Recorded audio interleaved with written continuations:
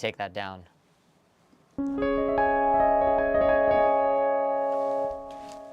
All right, so I took off yesterday. Welcome, Salvador. Welcome, Elliot.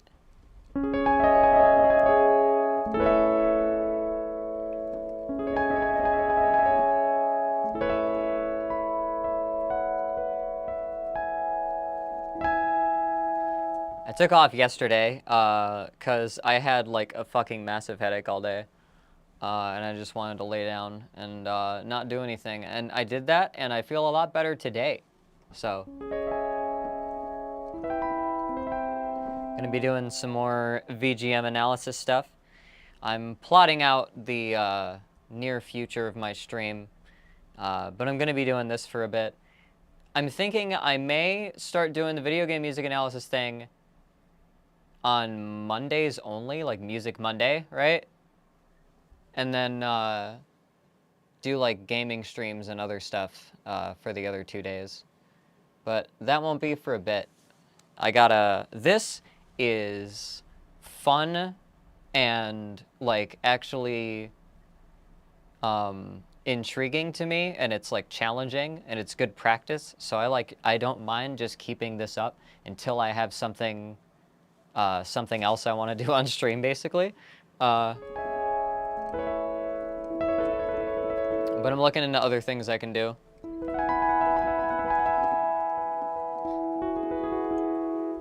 This will also be the first one I'm doing with headphones on. So there won't be so much mic bleed. Like from the speakers I'm listening to. I have a little bit of the speaker on so I can feel the bass because there's a subwoofer.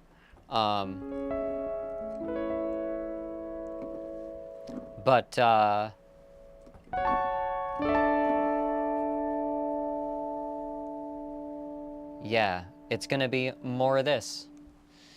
Let me make sure the main stage is working. Yeah. Glad you're doing better. Thank you.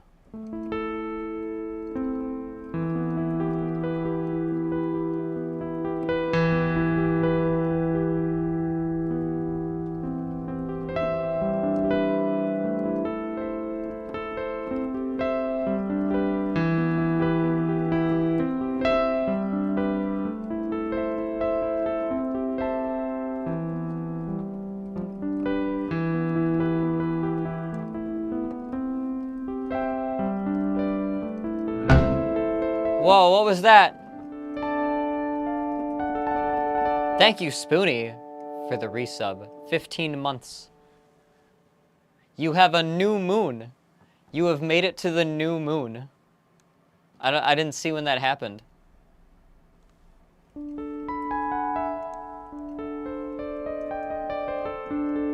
That might have been now.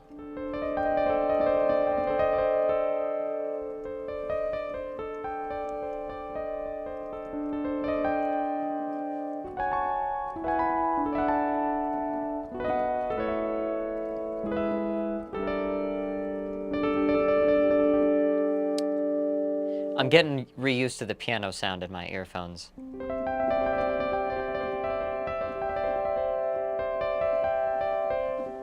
But let me look through the chat here. Another Buddy Simulator song. A Binding of Isaac song. I used to play that game before Flash died.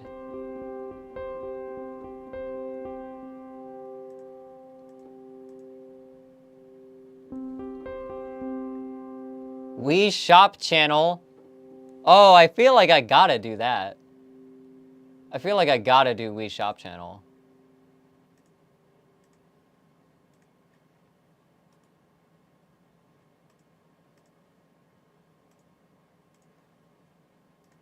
Absolutely.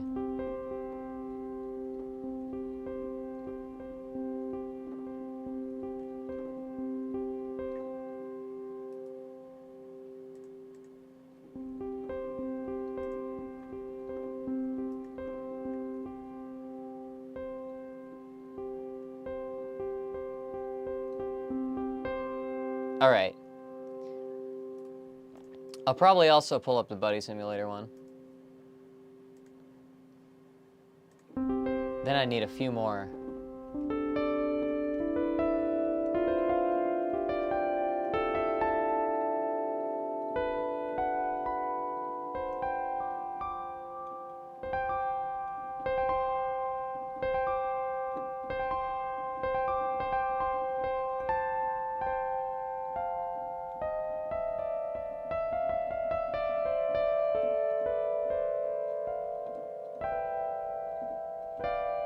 Damn.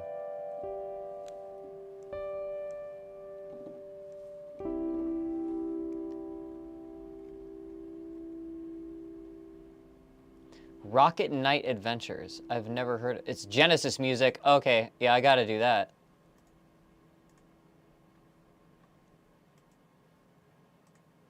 All right, and that's 4. I'm gonna look for 5.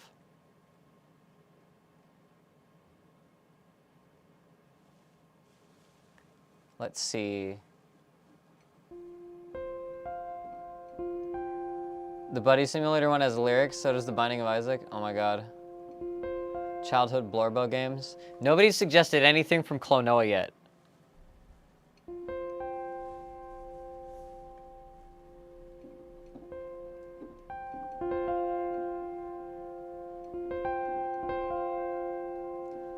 That's my childhood Blorbo game.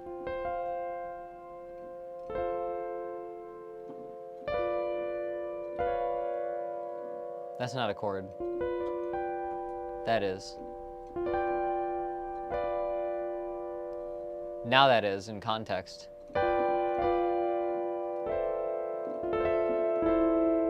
Yeah.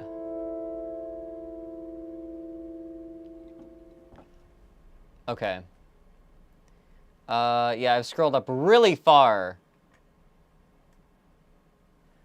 The town inside me, Bridget theme. It's like a little city. Oh my god, here's a Klonoa one. Balladium's Drive. I don't even remember that. I might do the Klonoa one instead of the Buddy Simulator one. I'll do that one. I'm gonna push that one forward.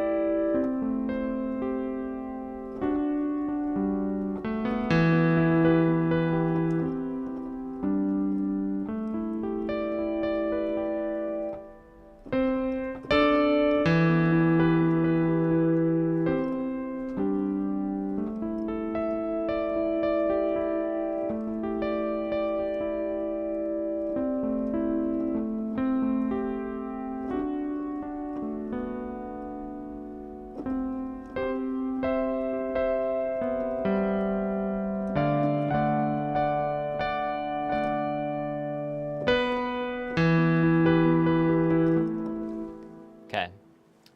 I'm done fucking around. I mean, we know you've played it. There's actually more Klonoa games that I haven't played, but I think they mostly reuse the themes and stuff. All right, I got 1, 2, 3, 4. Yeah.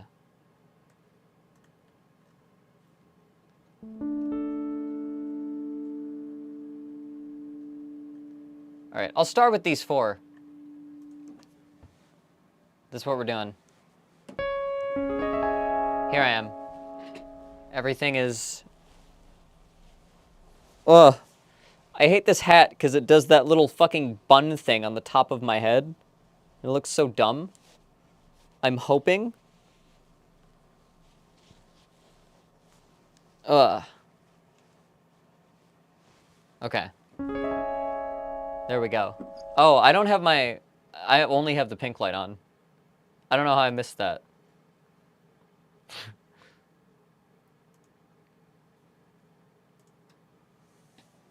Give me something. That's more on the wall than me. Hang on.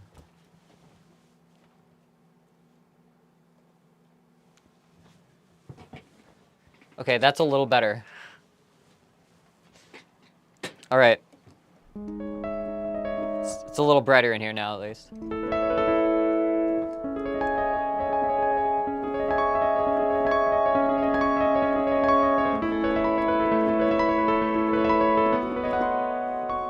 Okay. That's sloppy as shit. I don't know why I'm doing that.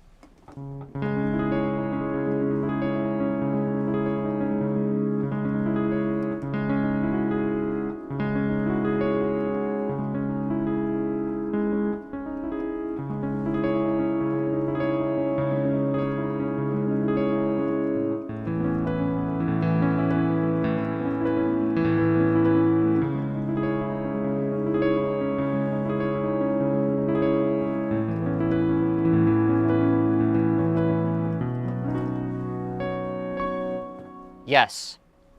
All right. I'm just really, I haven't just played piano like through the headphones and the speakers at the same time before, so it's just like a weird feeling, and I'm fucking with it. Okay. All right. All right. Enough fucking around for real. Let's get started. All right. I'm going to start with the Genesis one. I think, yeah, Elliot Bianco Asterisco in the chat suggested this. Let me take my home app out of there. Okay. This is Stage 2-2 of Rocket Knight Adventures for the Sega Genesis. Released in 1993. Damn. All right. I'm going to listen through to this and then give vibes first as I listen, and then go back and do some analysis. Let's go.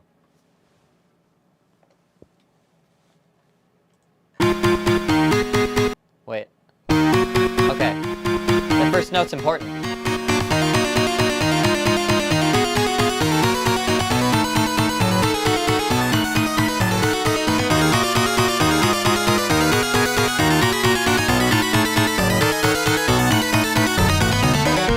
Okay. A lot of really fast arpeggiating. It's like a synth harpsichord sound.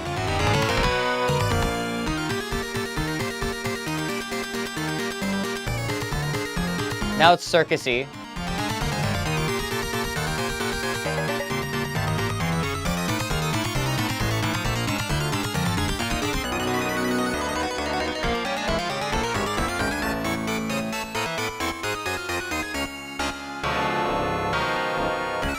It's just got like dropping piano, kind of like harmonic everything samples. Now it's jazzy.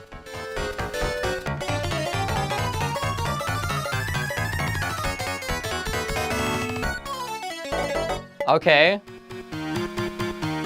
And then it just restarts.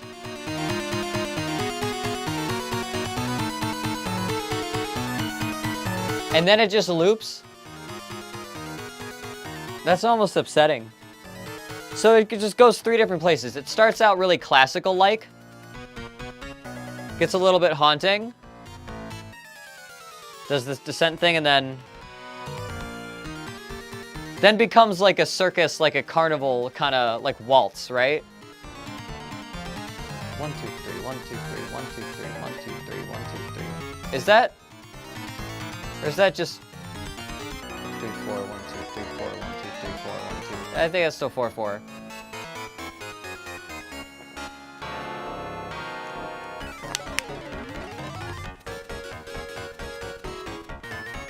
And then it changes styles again. That's so weird. And those fucking runs are insane. I don't know what's happening. Okay, okay, yeah. And that ending is just like, it's such a joke. It's such a meme. Okay. Okay, what the fuck? It's probably gonna take a while. Hang on. There's a lot going on here. Thankfully, it's short.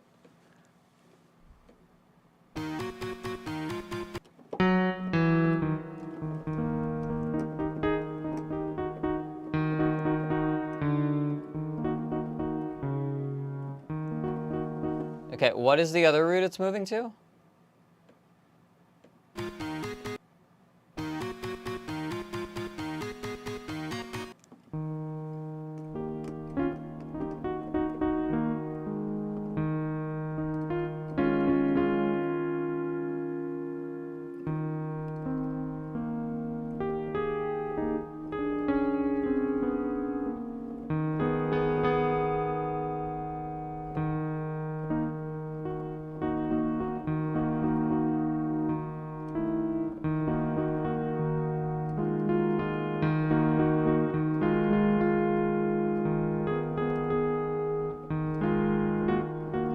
It's doing something like that, I can hear.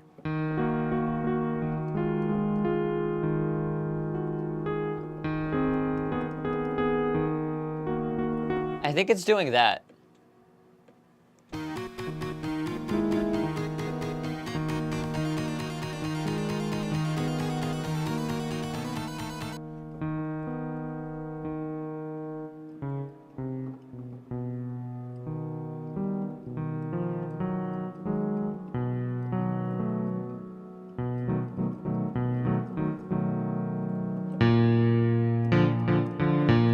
Okay, yeah, I see.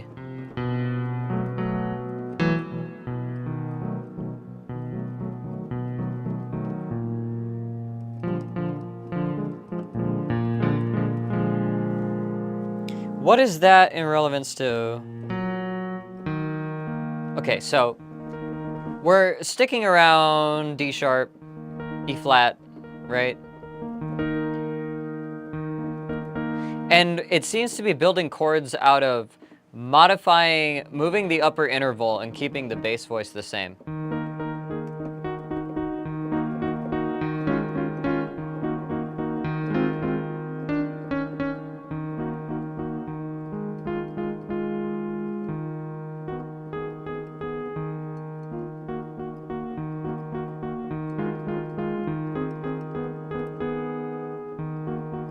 Okay.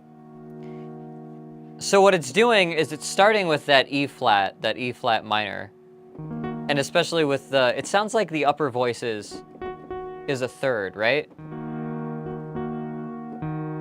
So it drops this interval to a fourth. And functionally makes this, like this says, an A flat 5.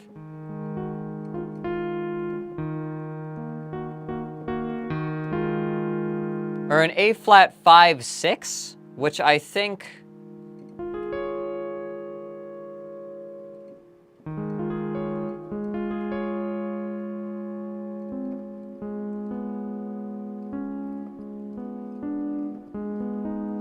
What the fuck is this chord? Wait.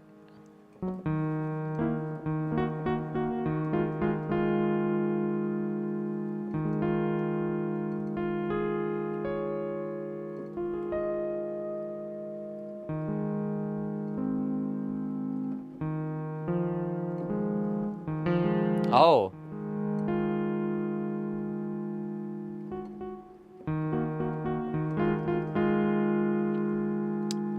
Duh. Okay, yeah. This is technically an F minor, this says.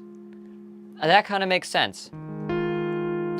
So it's like playing it like a 5-6 here. It says A flat 5-6. Harmonically, what's going on is we've like...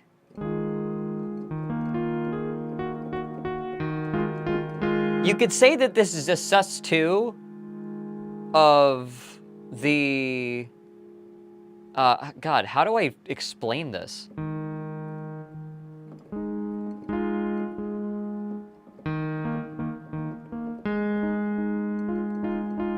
That is a 6.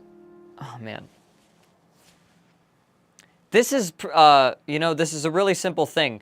It's one of those things where the movement is very simple, but when you try to explain it in like a music theory context, it becomes absurdly complex. Essentially, what it's doing is it's using inverted chords to sort of move harmonically rather than just trying to move the roots itself. It's trying to harmonize differently over this root, right? So that starts out in an E flat minor. Then it's an A flat 5-6. And then it's a B6. And then back to the E flat minor. So what I'm hearing here, if we take away this pedal tone,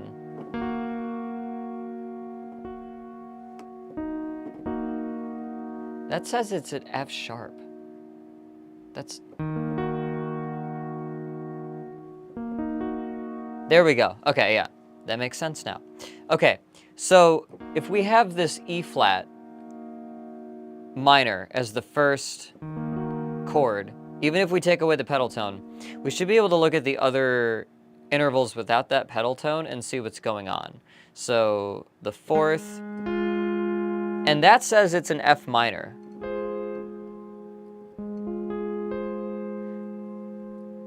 And that may be what it is trying to like imply, like an F minor with a, like an F minor 7 or something like that with the 7 in the bass. That's kind of one way you can interpret that. And then without the pedal tone is,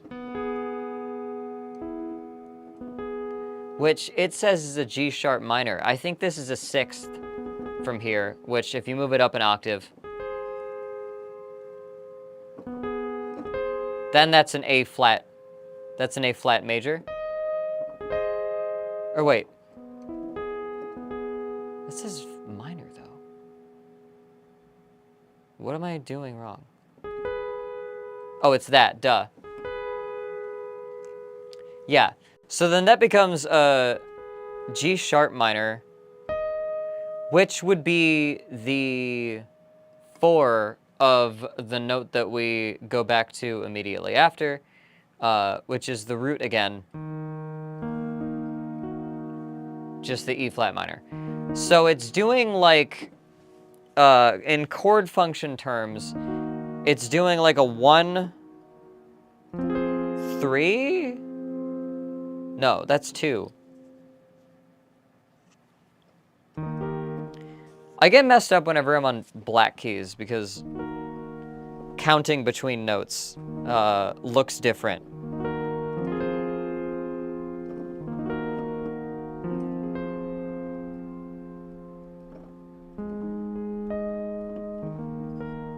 So it's doing something like that. Or possibly... No. No. Hang on. It's that. 1, 2, 4, 1. Wow.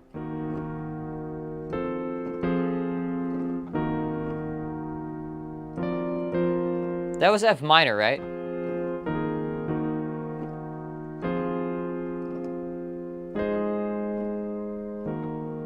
Yeah.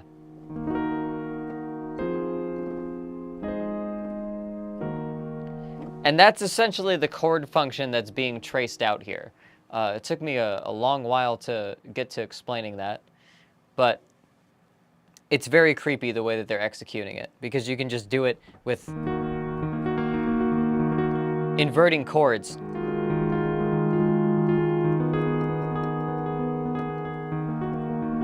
Yeah.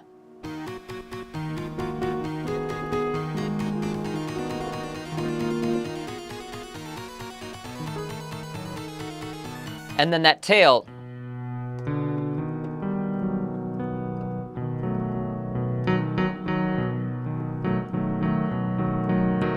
is moving down to the minor 6,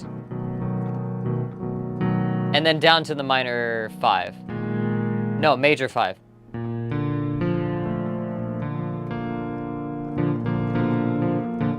Which is that B flat. So you get...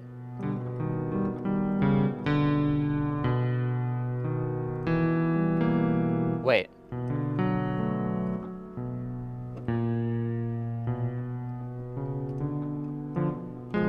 Okay, we're here.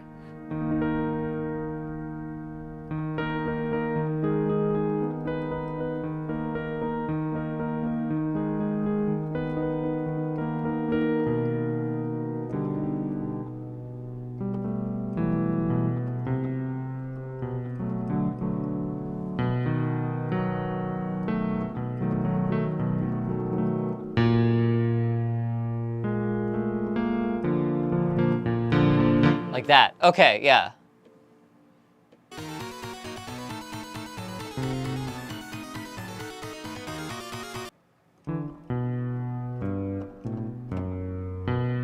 Okay, so it seems like we have two roots that actually move between this, right?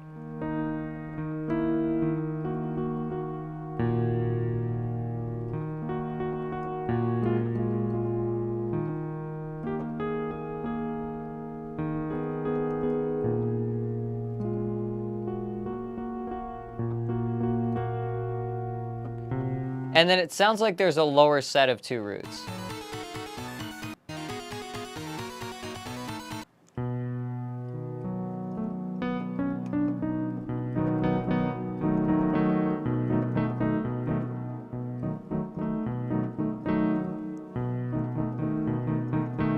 Something like that.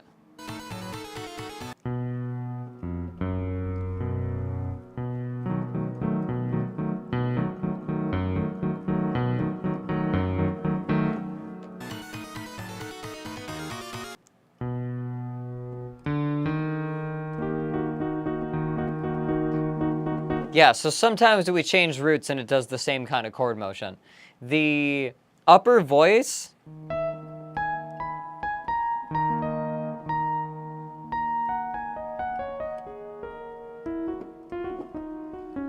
is basically like, it's kind of just tracing up and down. It's doing glissandos up and down the scale pretty much, right?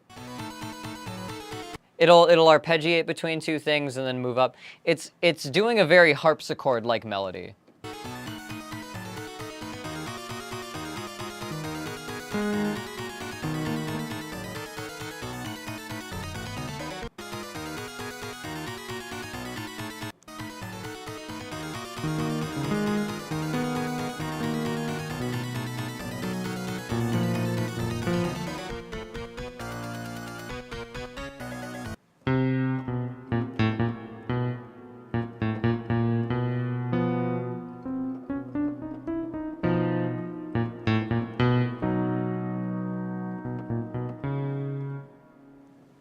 What the hell?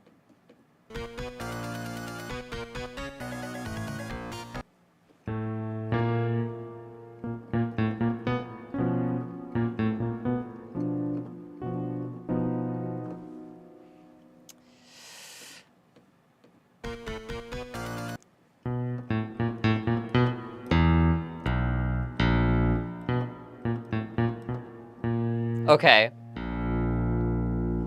And then it...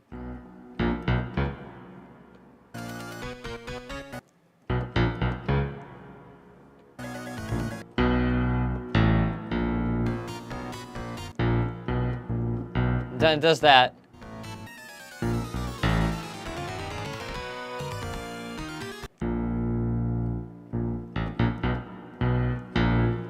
Okay. And that whole section basically has the same sort of elements going on with a few rhythmic breaks.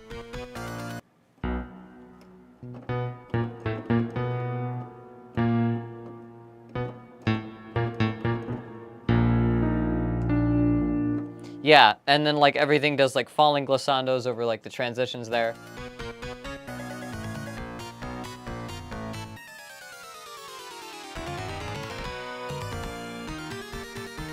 Yeah, then we get to this circus section. And we've entered E flat major instead. F? Okay, yeah. So now we're in E flat major. And it's doing like a quick like 1, 2, 3, 4, 1, 2, 3, 4. Right?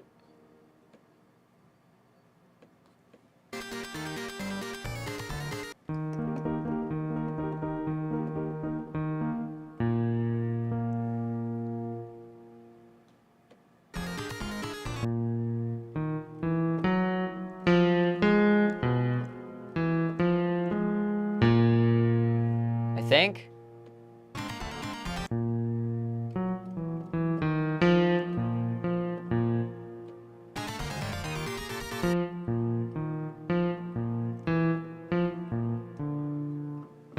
Okay.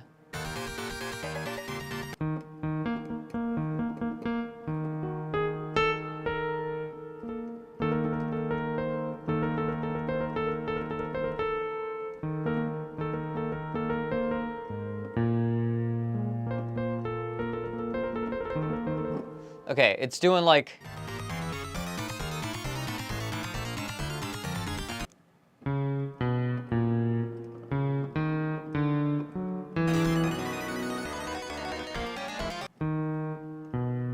Okay. I think, okay, so the bass line's kind of walking and grooving, but...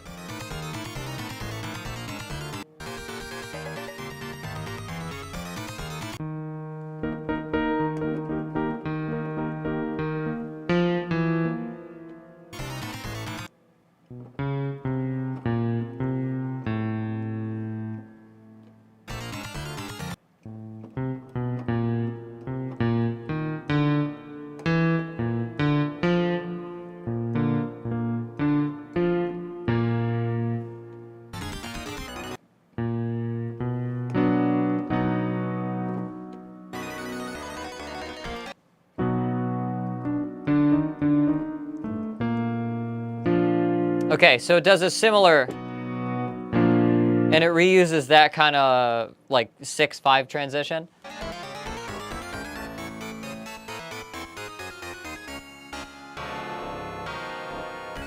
Okay, then it just does that a couple times.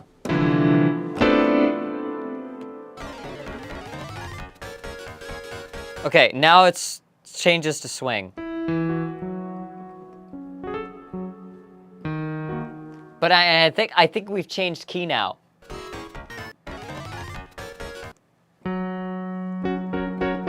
All right, now we are up a third.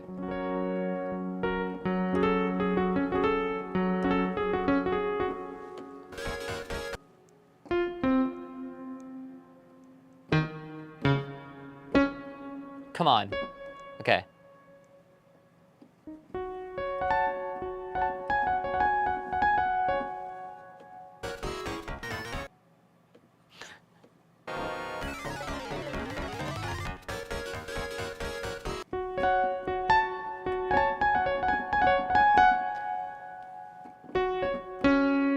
Where does the bass go?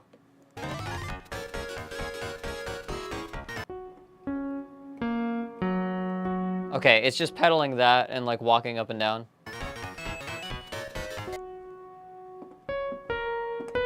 All right, and then it does...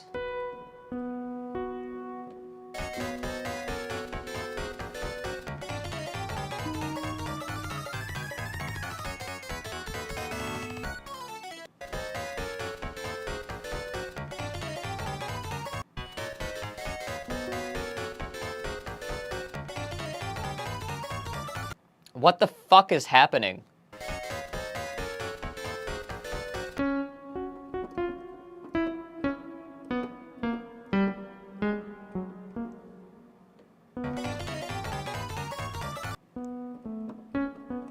Okay, yeah, this just gets really jazzy and swingy and the bass is walking up.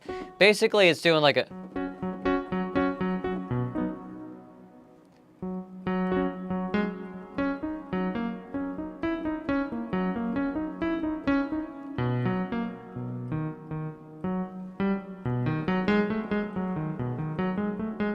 You know, like, it's doing something like that, right?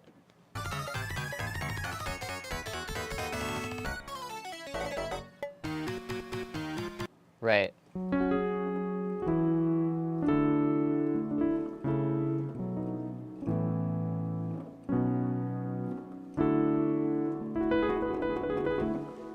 Okay.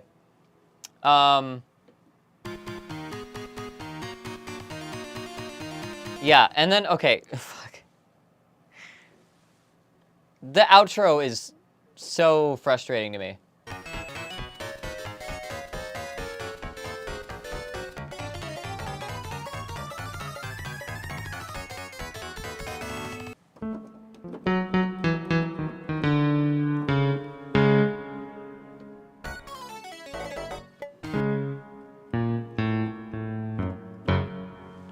Okay.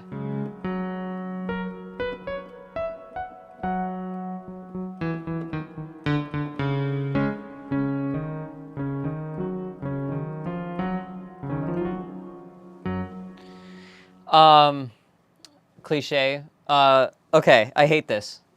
This is This is like ground up several of my neurons. There's a few things musically that it's trying to do, and it almost does it. There's the first two styles that it goes with where it gets creepy and then it goes way more like bouncy carnival-ish. It still keeps some of the same kind of harmonic movement. It does something interesting where it, you know, starts in a major part of that key, and then when you get into a different section, you go to a, or I'm sorry, it starts in a minor form of that key, and then as it goes through and it transitions into the next section, it becomes a minor form of that key. And it does the same kind of thing where it plays with the like kind of transitions in those first two parts. And then the third part is sort of like an insult to anything that the first two parts could have set up. We modulate into a different key, and we don't even really follow any of the same chord patterns as what's going on before. There's also the fact that everything in this sounds like it's playing at like 0.15x speed of what it should be, like compositionally. There is too much happening in too short of a span of time that it's like frustrating to listen to. It's frustrating to try to work out what's happening. You can generally tell, oh, this is doing like bass, this is doing like a glissando over the bass, like this, like you can hear some of that. But the problem is, like, you know, they say repetition legitimizes, and they do repeat a few themes, right? But the composition is just so fucking annoying that, like, and it's completely unjustified by the time you get to the end. The ending of this song and the fact that it loops back into itself like that, just back into the like, and it does, like, it just does that da da da da da, and then loops back into a completely different sounding section. Like, there's no attachment whatsoever to that third section being there, is so dumb. If this was 40 seconds and just those first 2 seconds, and just those first 2 sections, then I might feel something more positively about this. But this is the first. Have I given any tracks a 1 yet? Did I give the B song a 1? Because this sucks. I actively dislike this. I don't think I've liked a composition as much as I've disliked this one. I'm so sorry. This is a 1 out of 5 for me.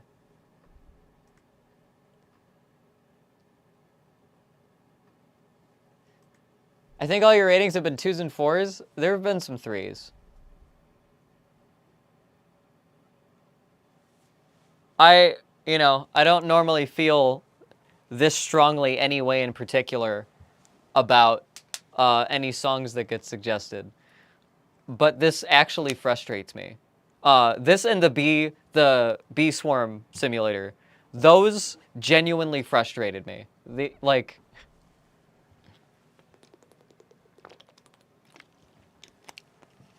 This is what you listen to when you want to have no thoughts for 2 minutes and 14 seconds. But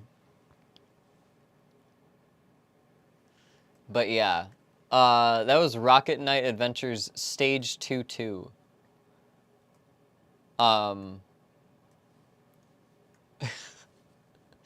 Thanks to Elliot for that suggestion.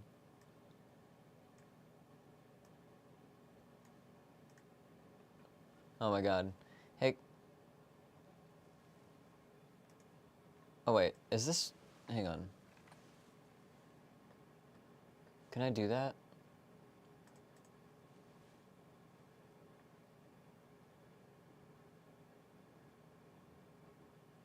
Is that correct? There we go. All right.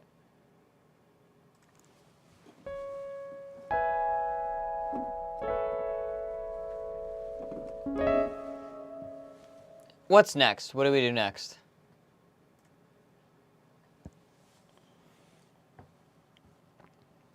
Let's do the Wii Shop channel theme. I want to do that one. That one's fun. Okay, so Janie Bean suggested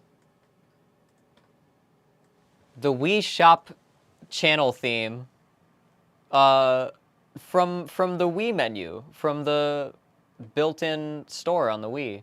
Hang on. Okay. So this one's pretty short. It's 2 minutes. I'm gonna listen through the whole thing, give my vibes first, and then go back through and try to break things down. Let's go. Ooh, those bass hits. And that jazzy elevator music chord. This weird synth organ thing. Just doing some simple, chill chord stabs.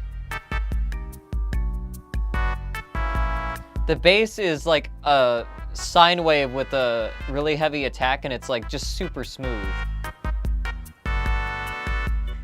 It's almost like bossa nova. It's a little bossa nova-ish. It reminds me of, oh god, the girl from Ipanema? Same vibe.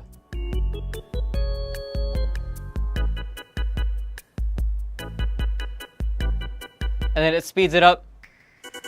That's so fucking fun. It's like a very chill, like, elevator music composition, but it has these little notes of, like, flair to them.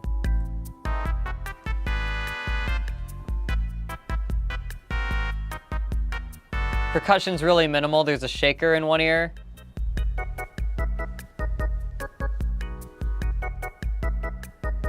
And now the lead sound changes. And the chords get a little mellower. Then it does that same tail out, but just in a different voice. And then that like popping, snapping, like kind of sound that happens right before the da-da-da-da-da, that's also like, this has so much like character to it, just in the sounds that they use.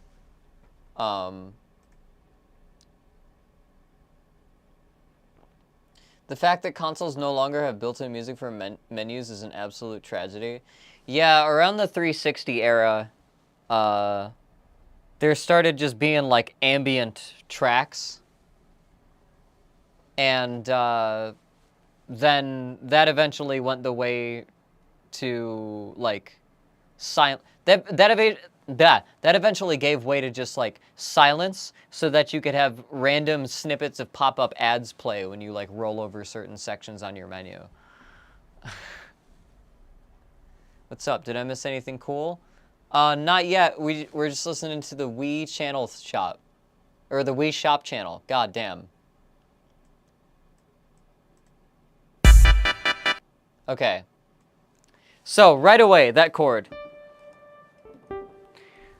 is very thick. I need to figure that out. Okay, so the bass is an A, it sounds like.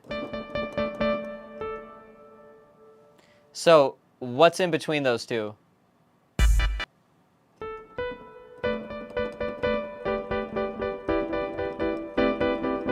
Okay, I think it's either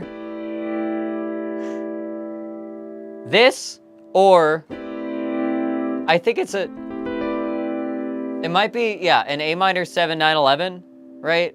Which is basically just stacking thirds. I talk about quintal harmony, I talk about quartal harmony. This is actual what we consider this is what Western music harmony is built around, which is the tertiary harmony, I believe is what it's called. Or tritic? No, that's not right.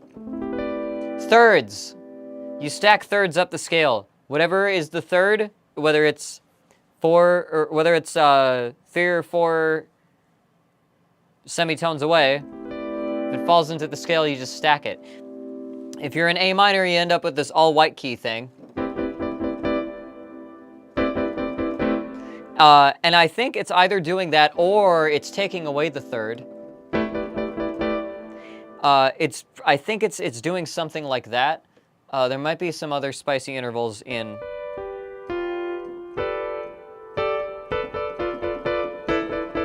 It might have some other spice going on there, but I'll listen.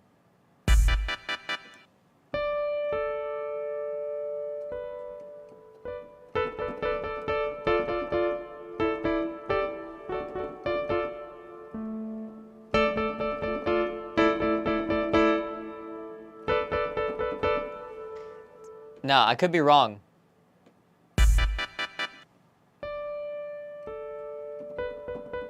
I'm hearing, but that might be down here.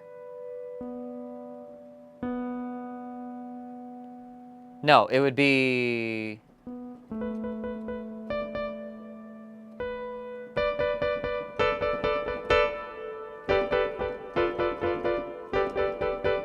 What the hell is that?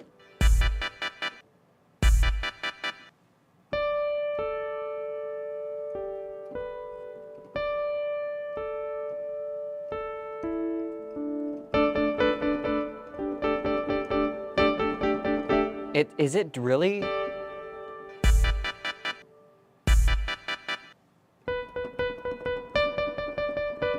I'm hearing those notes.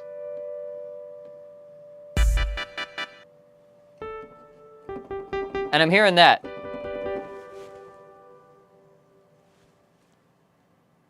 Okay. Sorry, I had to decline a call.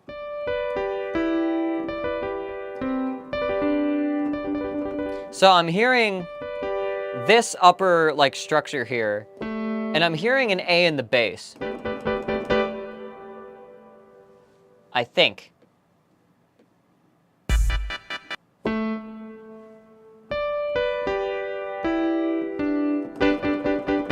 And that may be a D at the bottom of the stab chord, or it could just be doing, but that it doesn't sound like it's doing, it sounds like it's thicker than that.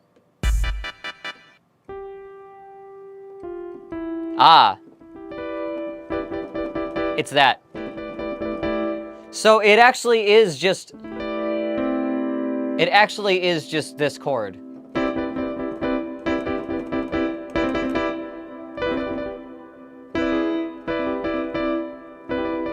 I don't know how the fuck to play that. But yeah.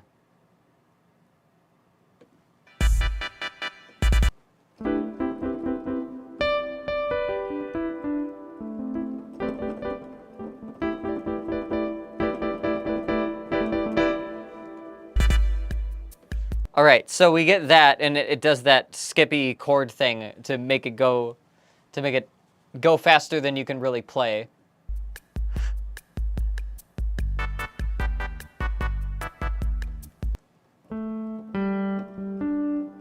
So the bass, we're getting like a kind of, now that we moved off of, okay, so we started with the whole, every note in A minor is a chord, right? Except the 6. I didn't hear a 6 in there. I could have been wrong. There may have been one between, but I don't think that was there. I don't think that was there. So we got, so we start off in A minor with every note in the scale except the 6th as our intro there, right?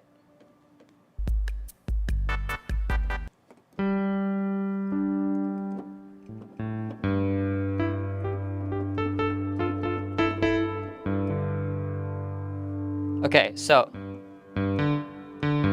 I'm hearing that kind of motion in the basement. In the bass, not in the basement. I was gonna say basement. Wow. I'm hearing that kind of motion in the bass. Where there's just tracing the 5th of a G, basically.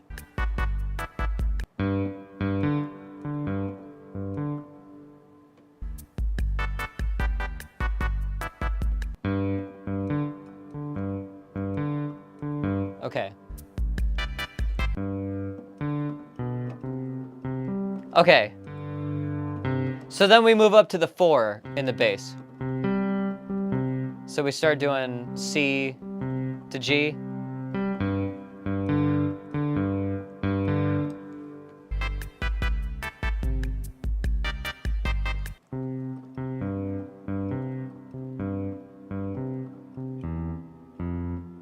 And then I think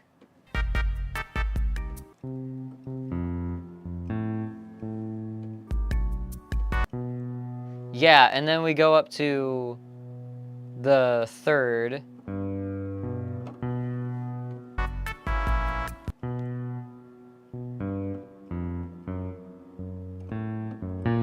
Okay, and then so because this is B, to bounce on a 5 with it, we need this F sharp. So now, even though A minor is an all white key,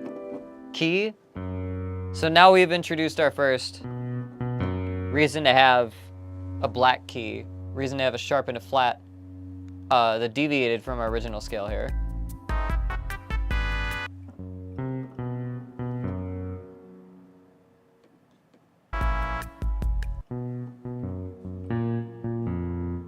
And it sounds like we start stepping down chromatically.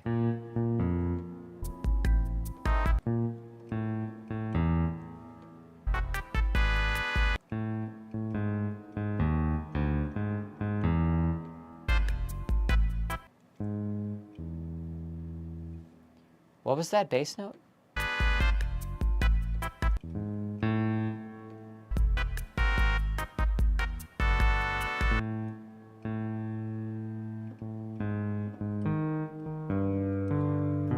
Ah, and it goes back to G. Okay.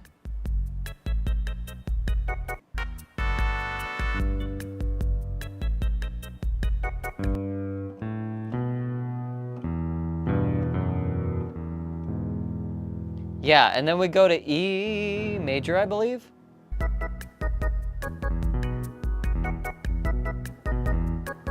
Then to A. Oh, wait. G. I think, maybe?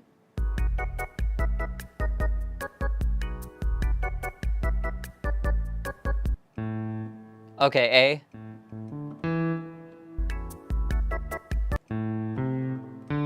Yeah, and then D.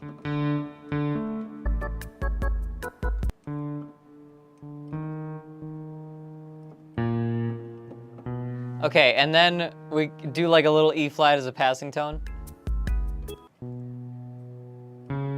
And then I think we go to E sharp or C sharp.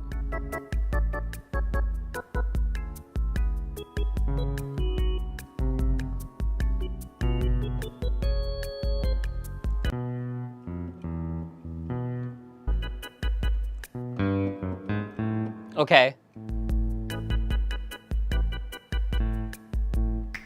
Ah, yeah, and then when it puts us back to that, that is, look at that, it's A. So it puts us back in a perspective where we can do that again. So, okay, already, this is doing, I think everything after this is just sort of like a loop through with slightly different voices. What I'm seeing in the chord movement of this is really interesting.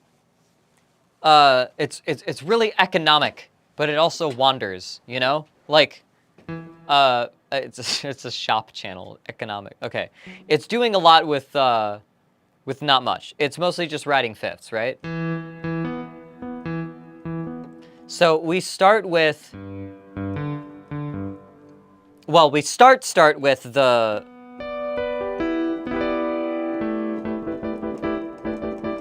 that thing, and that's just sort of out of context in anything. We're just kind of given that as like a teaser, right? That's our intro. And then once we actually plant ourselves in a key, it's G. So So the bass is doing that. Moves up to the 4. So now it's on C.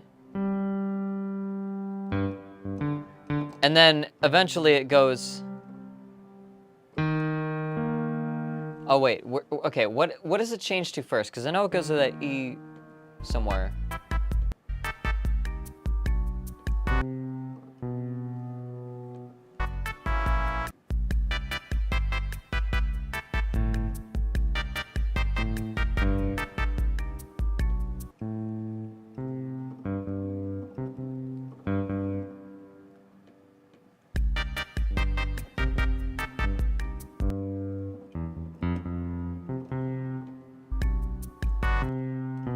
Yeah, and then, okay, so then we go to B.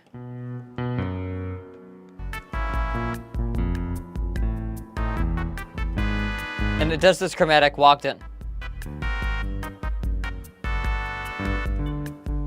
And after it does that,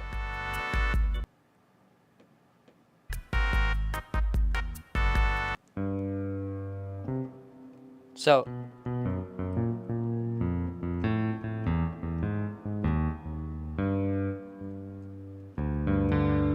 then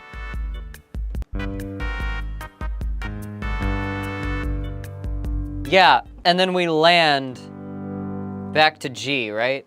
D? Where's the D? Where is this? Okay. So that whole section cycles around, right?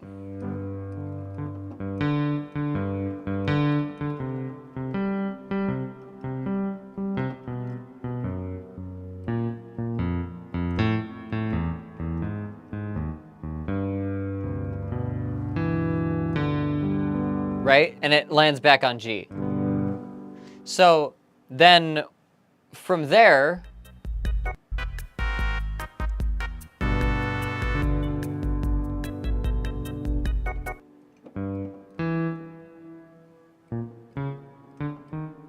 where the fuck did the root move to again?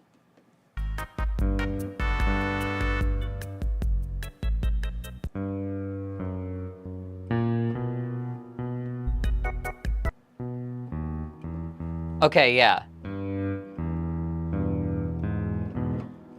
Yeah, then we move to E major. So we jump down from where we were to a major 6. Right? And we do a similar sort of thing.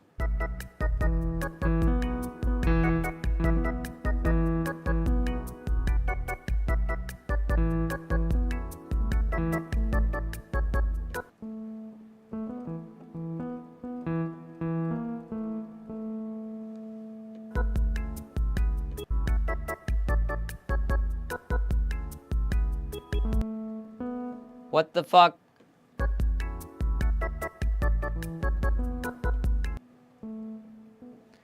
Oh, come on.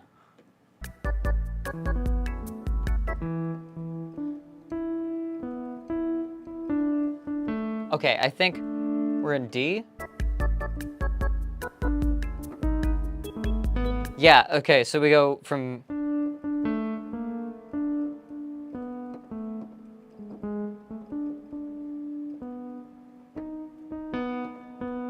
And yeah, we hit that E flat as a flavor note.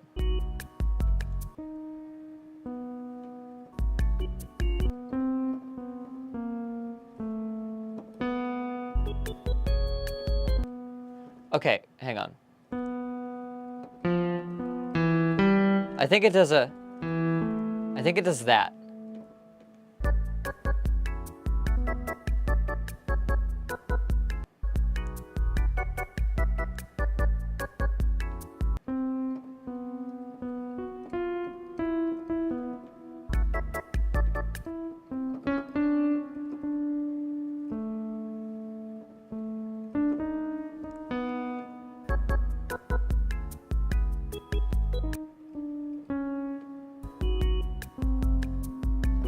Yeah, and then it walks down chromatically from there again. So it does the same.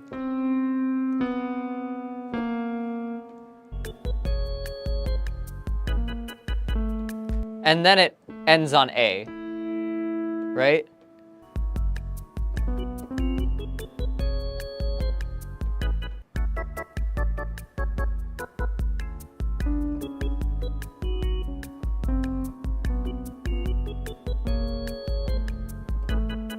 Yeah. So the bass moves down and then ends us back on A, so we can hit that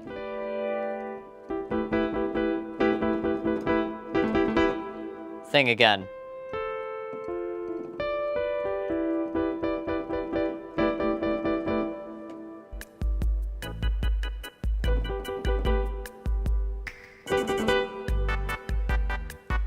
Yeah, and then it starts over again. So we have, when we start,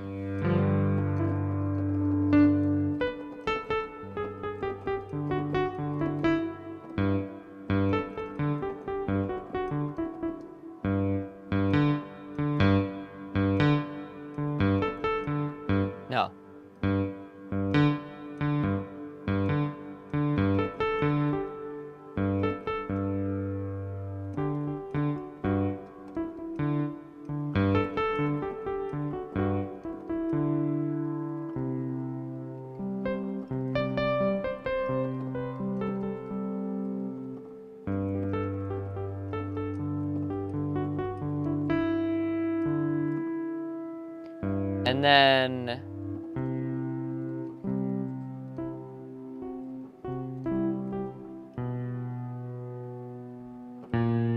And then where does it go? It goes,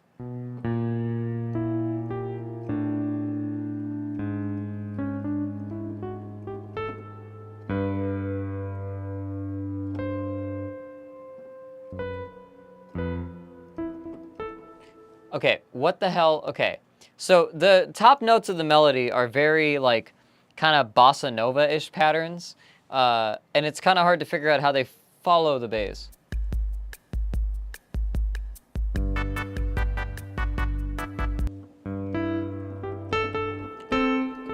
Okay, is that bottom note moving or is it a pedal?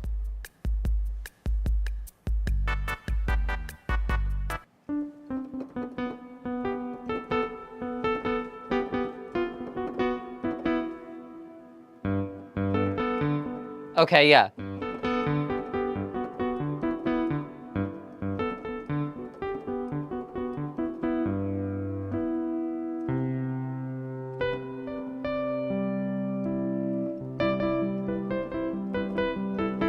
It's gonna be something like that.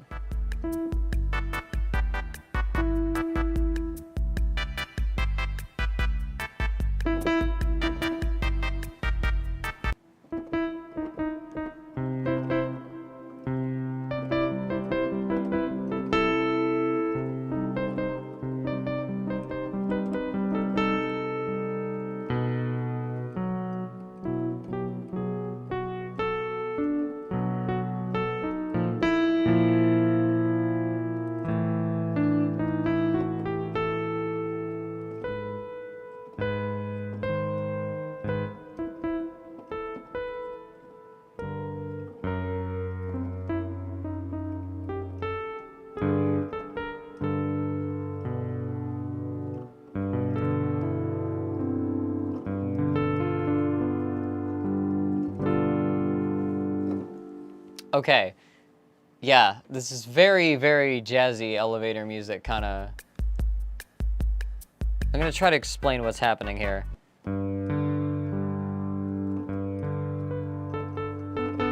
So it starts, and the lower note here that I'm hearing in those chord stabs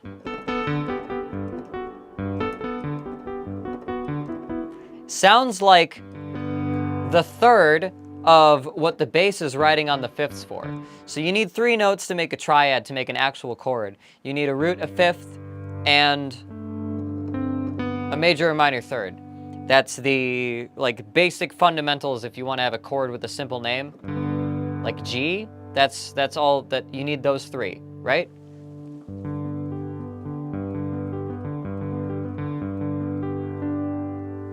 Right? So, we start off with basically a G chord, except it's like a G add 9 with the first note of the top part of the melody, right? Ah.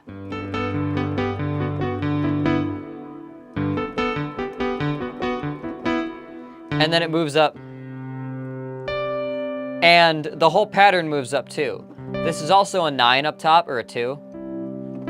And this also seems to be moving up to the 3 of the C chord that the bass is spelling out.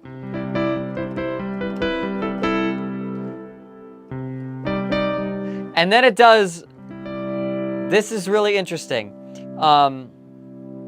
Similar to sus4 to 3 motion that I talk about a lot, there's another thing you can do where you take, I forget the term.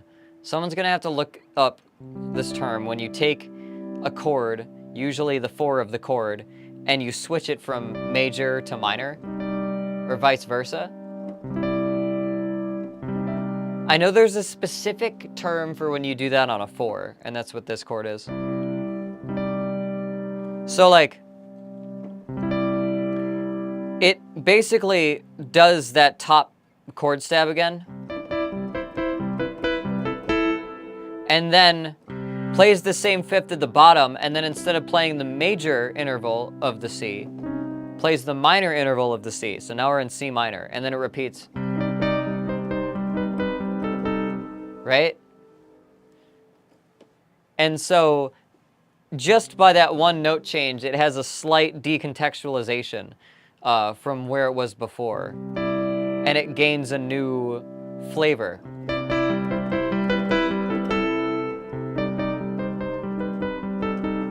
Right?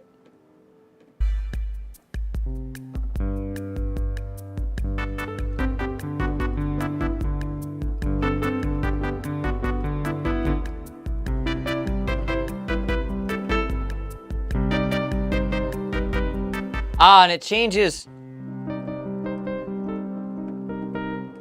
It actually does change the rest of that part to minor. It uses that minor 7, the B flat, in addition to the 3rd. I didn't catch that the first time.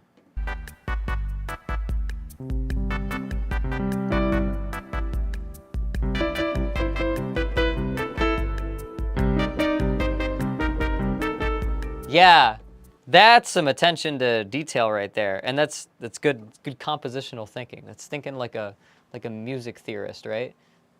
Question, can the song suggestion be a remix? I mean, if it's like a remix that's in a game and that you hear during gameplay of some kind, then yeah. But if it's just like some random person's remix of a video game song, then I don't really think that's saying anything about the video game song itself, you know?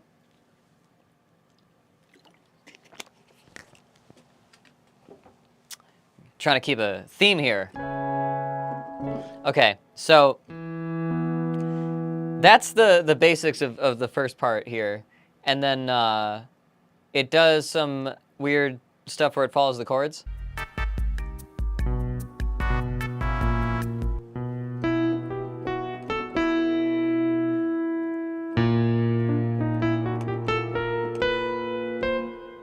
No.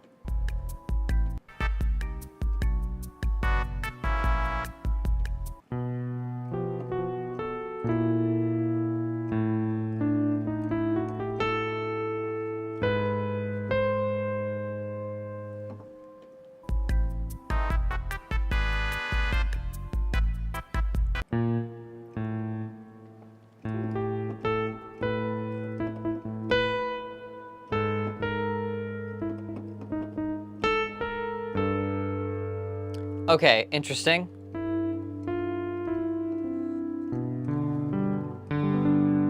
Okay, so oh, I don't have my I don't have this open. That's fine. Okay, cool.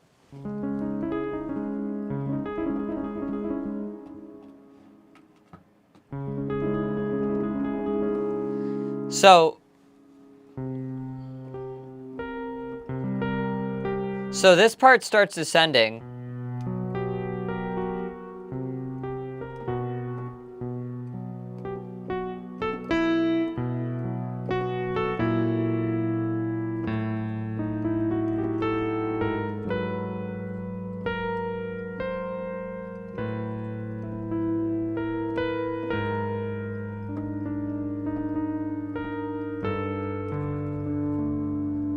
So this slots right into a 9 at the end. And basically implies like a G7 9, right?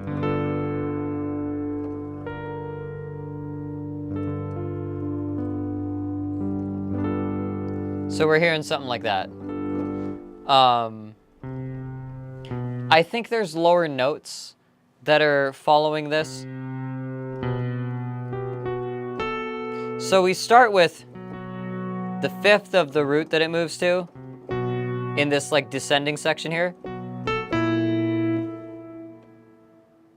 I think. Yeah. And then this thing that we move to here, hard to figure out a chord from this. This is like the, I think this is a tritone between the lead note and what the bass moves to. So in context of the melody, it kind of makes sense. And also a minor second away from the 5th that it moves to in relation to it. So kind of a messed up chord, but it's good as a passing tone and it passes right into.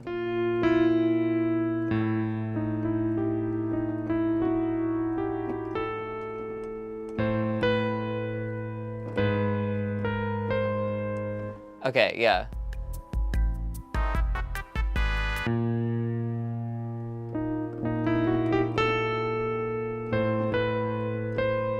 I think it's doing that.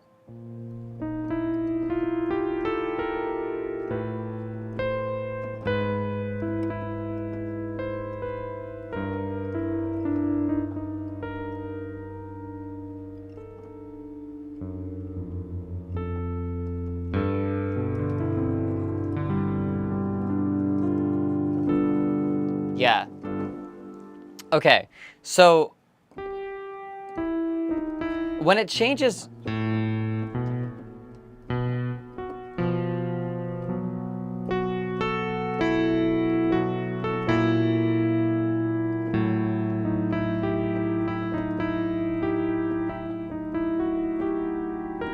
wow.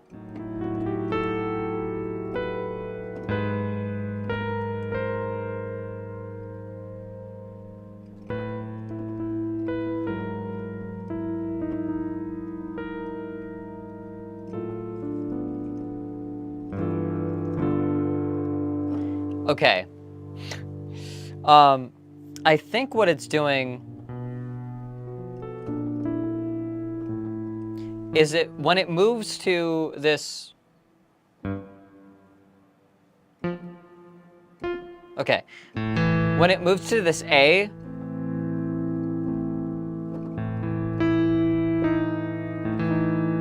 we play a tritone over it, it sounds like, but just as a passing tone.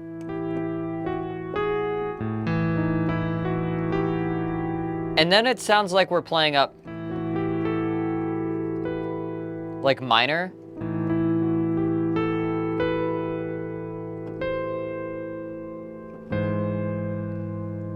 And then the chords just get spicier as they mix with the descending bass line, right?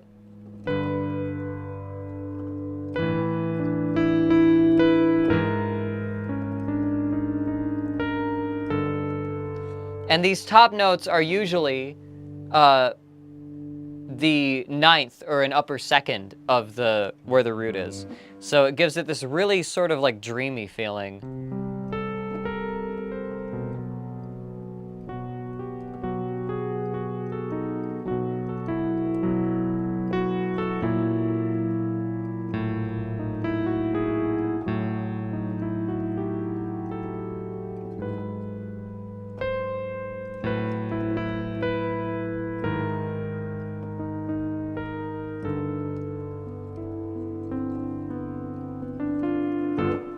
So yeah, and then it goes back through and it does it again.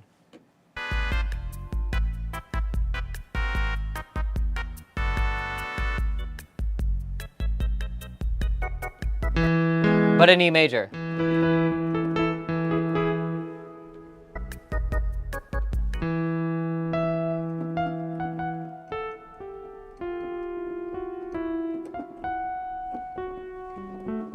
It sounds like it's a lower voice, though.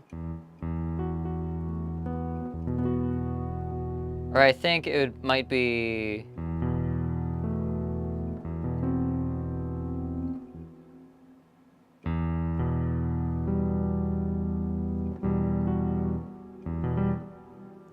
Why is it saying A flat?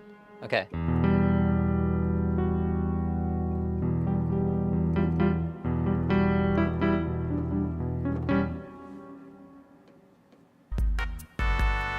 All right, so it changes up the upper intervals here.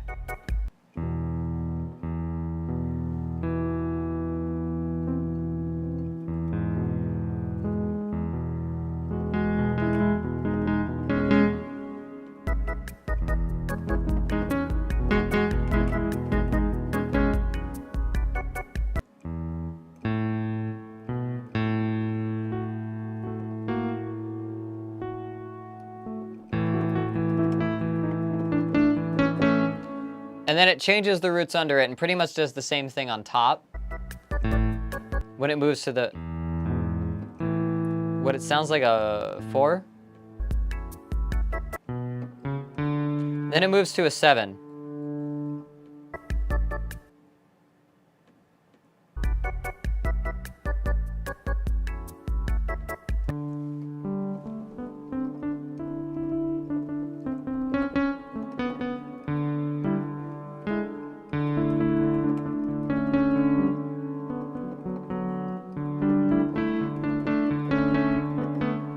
Yeah. And then it does a similar thing to the tail from before.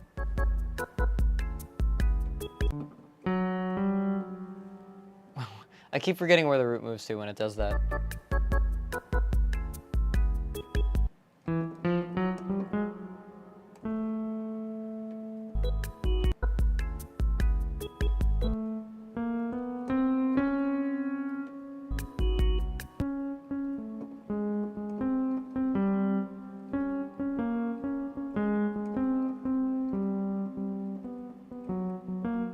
I think it does that again.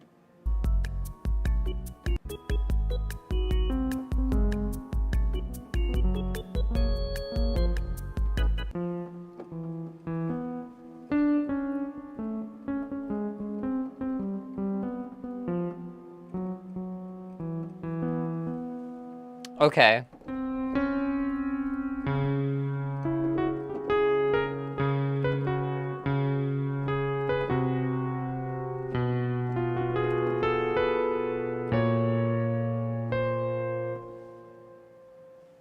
There's a lot of fucking notes stuck.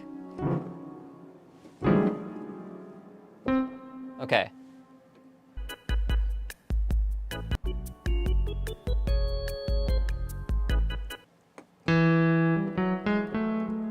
And it ends back at...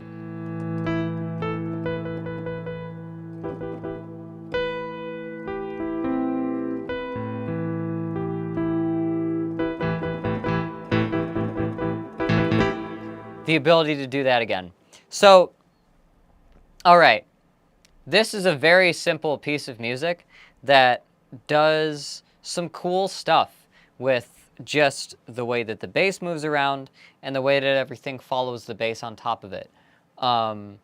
It's doing a very interesting spread chord kind of harmonic thing, right? Where the bass is mostly jumping around fifths of different chords that are being implied, and the upper voices have a chance to imply the rest of the chord.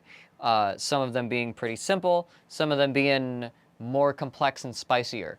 And it likes to lean on ninths, and it likes to lean on other really thick, spicy chords and stuff. And not even with all the notes there, sometimes missing sometimes just implying part of it. But it's still like integral to the composition, and you can tell the way it's constructed. You know, what it's trying to get across without it using everything. Whereas the last track we listened to was using everything and getting nothing across. This is very sparse, judiciously uses different notes of the chords, never all at once, to imply the harmony of each passing bar. And it does that really well, and it does that in a very interesting, it does that in a very fun and engaging theme, I would say. But yeah. That's the Wii Shop channel. There's so much upper spice and upper harmony going on, but it's great. This is up there. This is up there for me in terms of legendary status for video game music. I remember this song from, oh god, that must have been 15 years ago? 13 years ago? How long ago was the Wii? 2006? That's 17 years ago? I don't remember.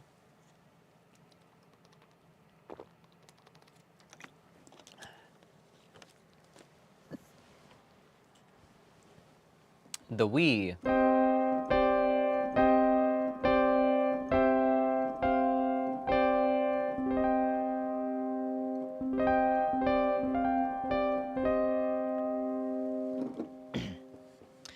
Back when I was a kid, the gaps between consoles releases would feel so long and feel so like, you know, it felt like the time between the GameCube and the Wii coming out was like crazy, you know? It felt like the gap between the Xbox and the Xbox 360 was like, you know, like crazy. And as an adult, I kind of just blinked, and the Xbox One and PS4 era of gaming just kind of entirely passed me by. And I do understand why some people who want to be gamers just get gaming computers and stick to that, because, man, consoles. Every game they've ever downloaded to play on my computer, I still have. There's a few I don't because of weird Steam stuff. But like, I don't know, the whole thing with consoles is like, you're so restricted to what you can get. There's so many restrictions.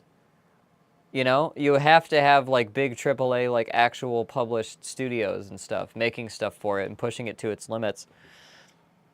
And even then, it would those things would probably run better on a PC version.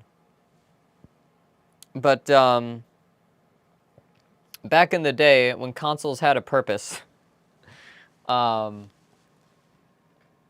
it was like interesting that they would have menu music and they would have their own features like the Wii Store and stuff like that.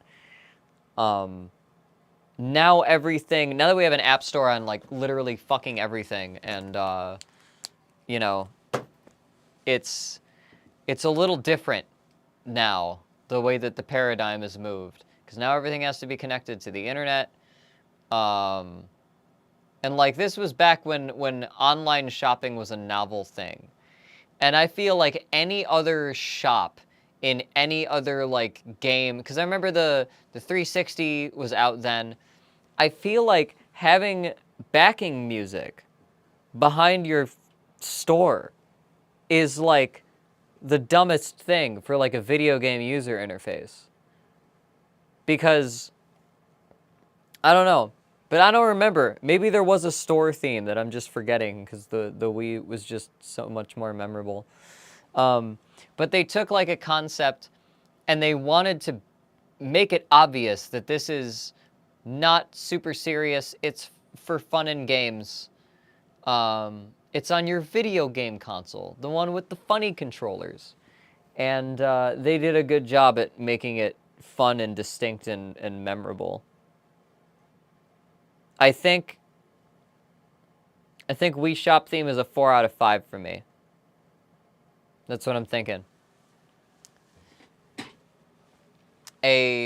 What is that? That's a waxing gibbous. Yeah, that's right.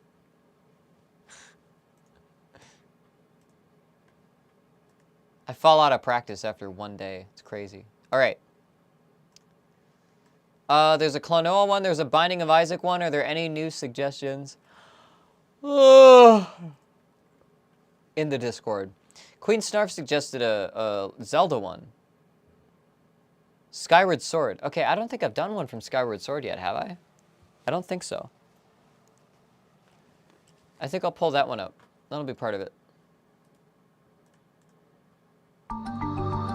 Later. Okay. Welcome, Queen Snarf. I literally just pulled up your suggestion and said, like, I'm going to do that.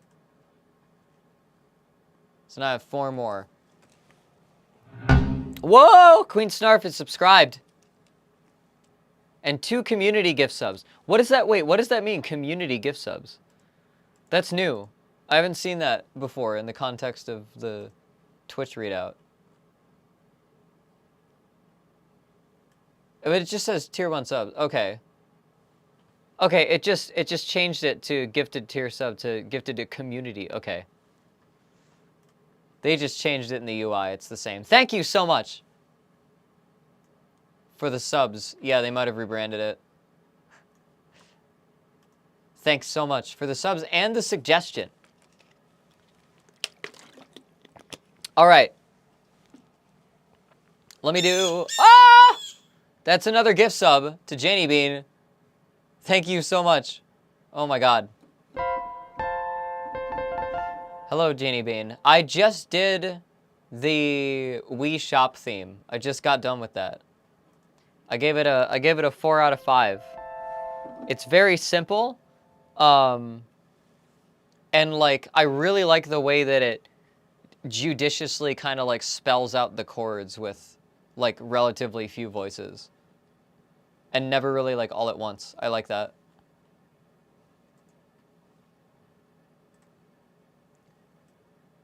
Whole composition is like designed to be catchy. It's really fun and easy listening, definitely.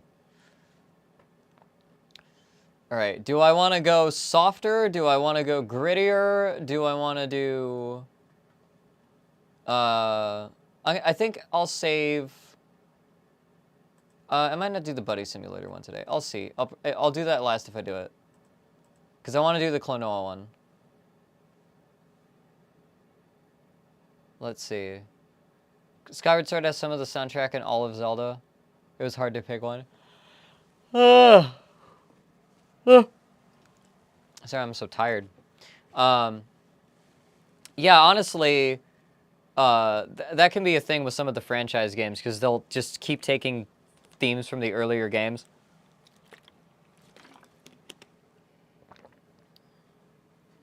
Miss my submission of the worst thing. Oh my god.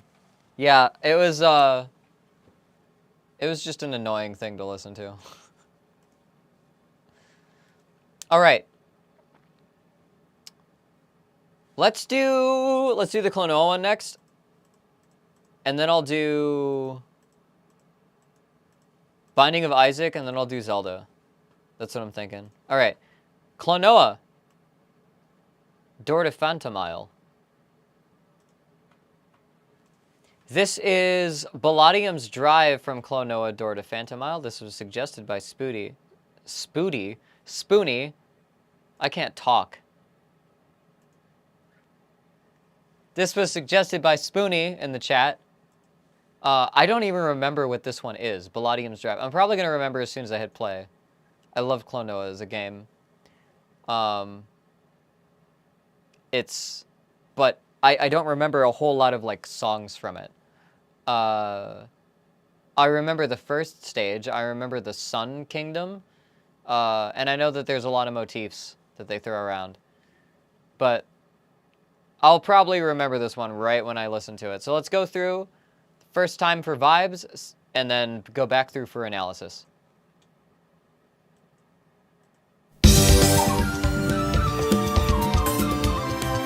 Okay.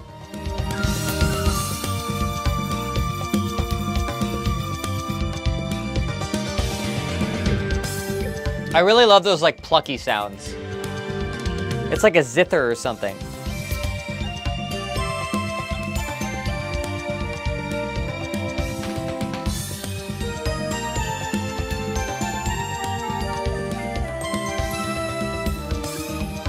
It's a very, like, triumphant kind of, like, chord motion going on here.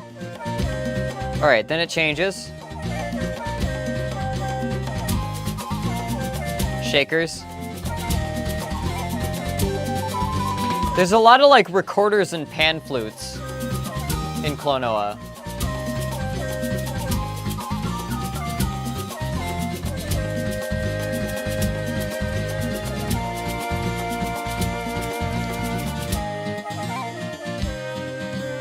I thought the song had weird placement because it was right after something really devastating happened.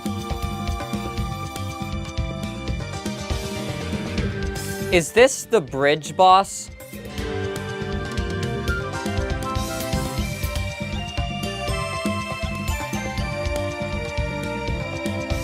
Yes, this is the bridge boss. Okay, yeah.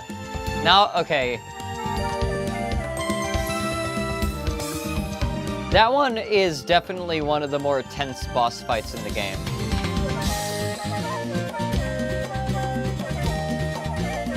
And the percussion in this is like really fast. It's got that bongo and djembe kind of thing going on.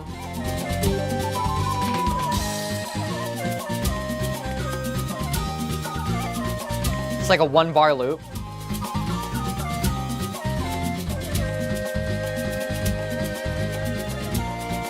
We got guitar that I think is MIDI.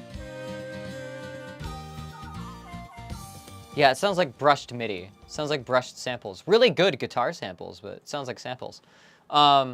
This bass would be fun to play. Yeah, this is like, this grooves. I really dig this. Let's try to break down what's going on here. There's a few central sections that are important to this, it sounds like. Let's figure them out.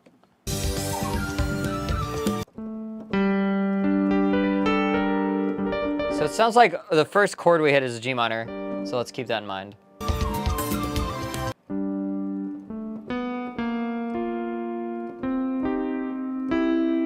So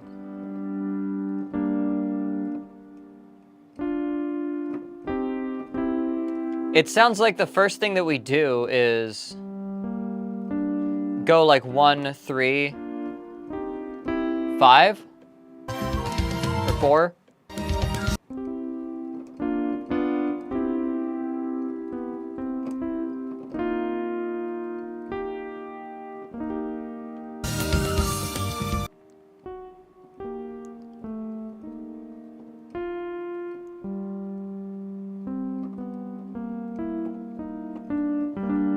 Yeah, and then it goes back.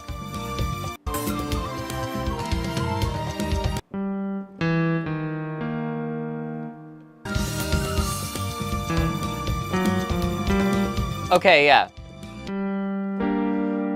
So we have like a little bit of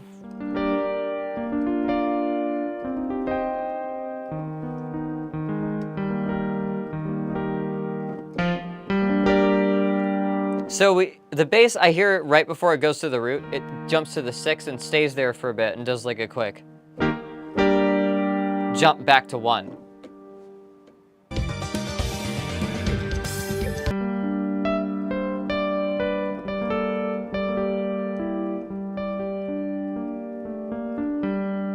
Then we have like a, glissando down from that.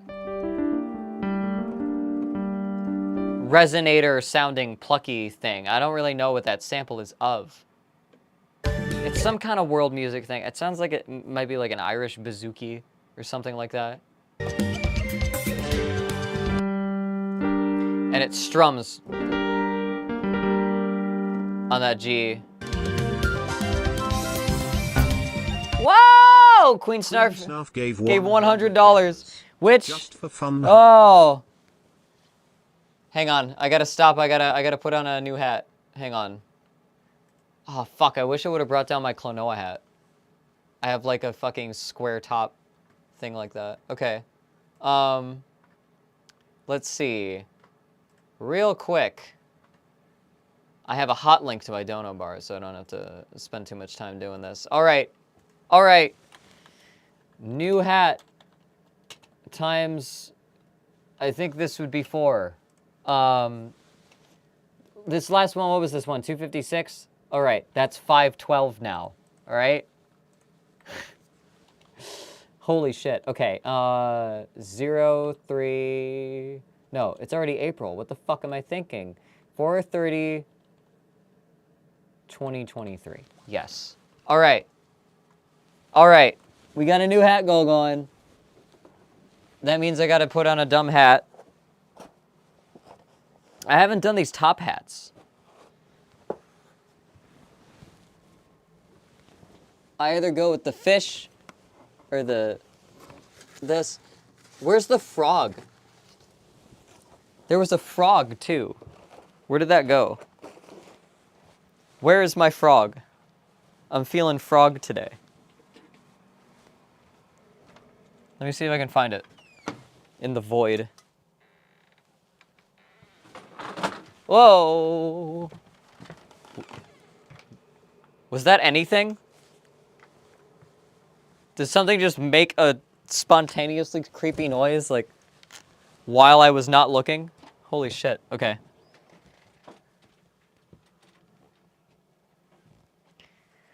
Where's my frog? Where is the frog hat? I want to find my frog hat. I don't see it here.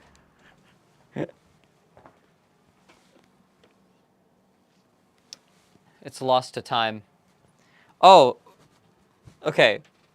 I really just want something I can still have my headphones on under. Here's one. I will have to expose my other microphone. Here, let me cover it.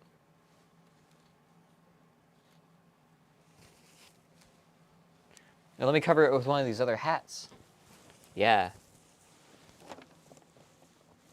That's actually what I've been mostly using the hats around the studio for, is dust covers for microphones and other like small cameras that need to get left out. All right. It's time. Oh, I don't even have to take off my other hat. I can just do this. Hell yeah. Is this dead? No. Great room. Yes. All right. New hat. Oh wait, I don't need the speakers anymore. I just need this. Had to turn up my headphones a little more so they can get through all the layers of hat that I got going on here. Okay, that's okay. That's fine. All right. All right, we're headed up. Thank you so much, Queen Snarf, for topping off the new hat donut goal. I'm making it so the bonus amount doesn't carry over anymore, because that's easier.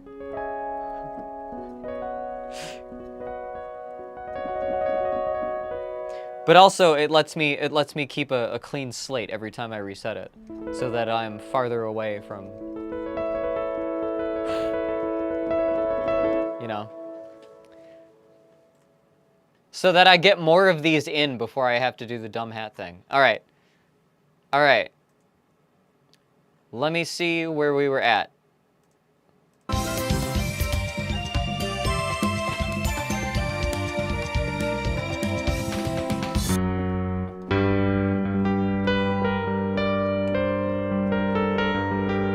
It sounds like a little interlude here.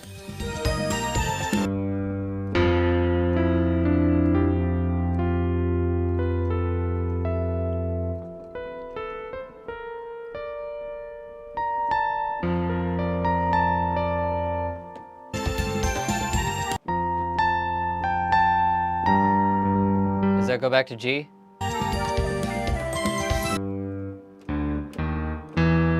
Okay.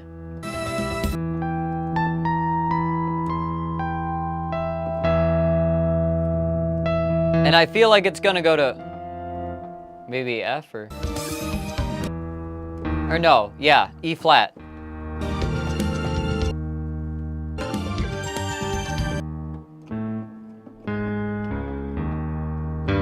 Yeah.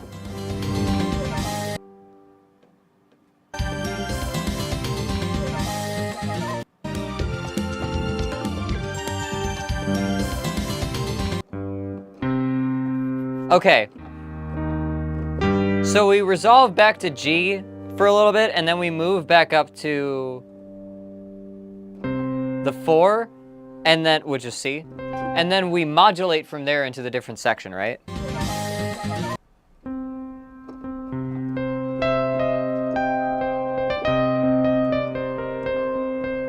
Now we're in C minor.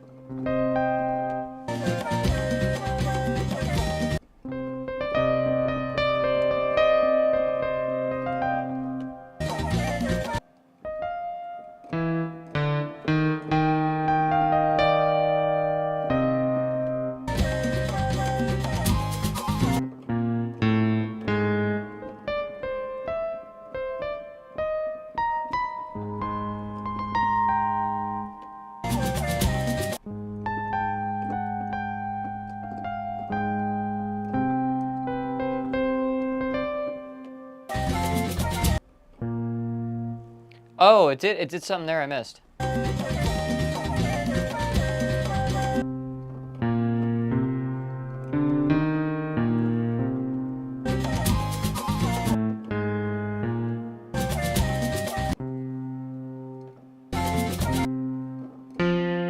Ah, it jumps to a 4.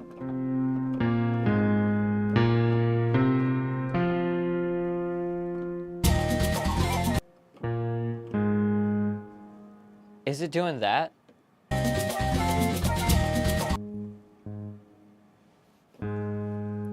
Am I going nuts? I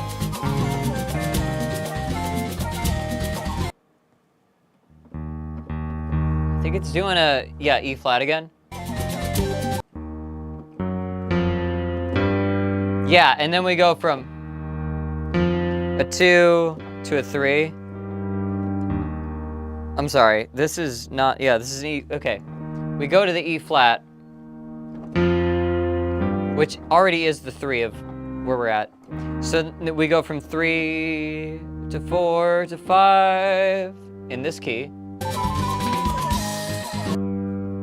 And then we shift up into 6, a minor 6. So we have actually modulated along the deceptive cadence, it sounds like, and we're at a different point. We're in a different harmonic space now.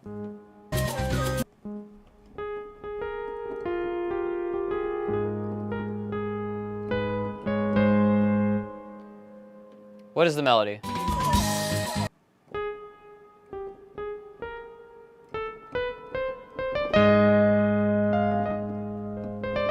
Welcome, Corgi.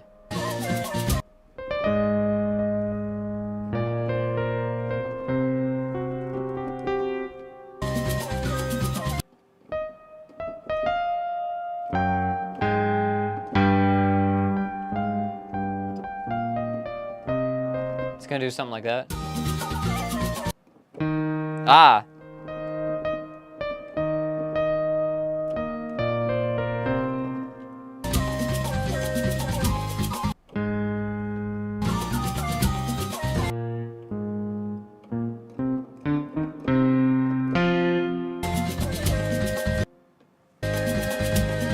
Ah. And then we hang on the 6 of the C we started on. And I think we'll move up to either 7 or drop to 5. I can't remember. We move up to 7. Yeah.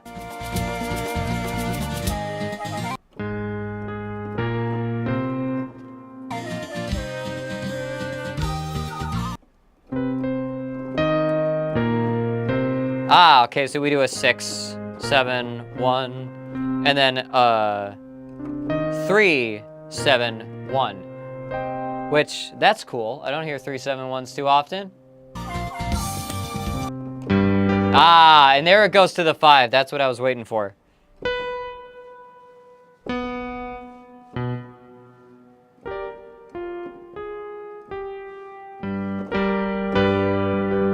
So we hit a big, like, G minor here. The 5 of the chord. And I think we just stay there.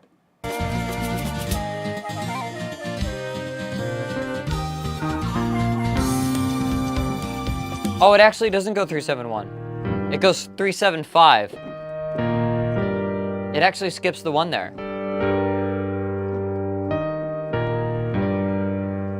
All right, that's interesting.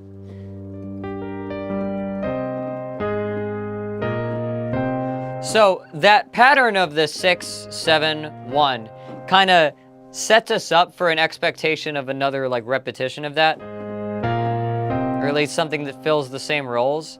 And so the first chord being the other mediant chord, this is the submediant, right?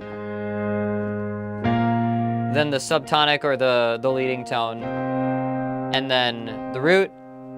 This actually goes to the other mediant tone, which is 3. And then goes down to that 7, which should lead up to 1. But actually, they jump it down the same amount of, not the same amount of space, but close, to the 1 again, this G minor.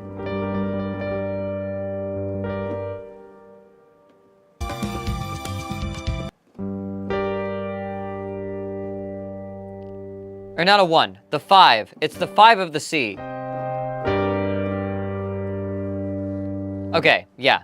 It jumps down from 7 to 5. And I was waiting earlier, I thought it was gonna go straight from the 6 to the 5, but it actually did something more interesting. It did that. I like that. And then it stays on that G minor for a bit.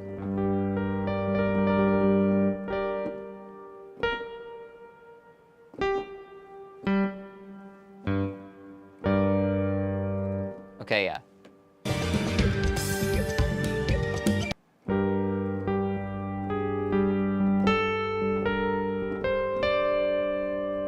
And is it gonna go to 4?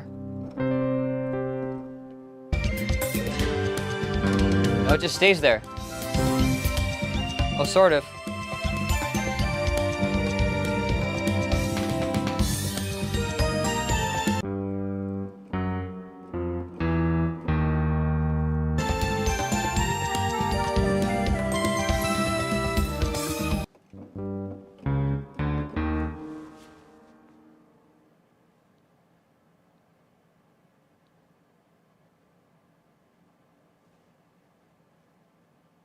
Wait, I gotta...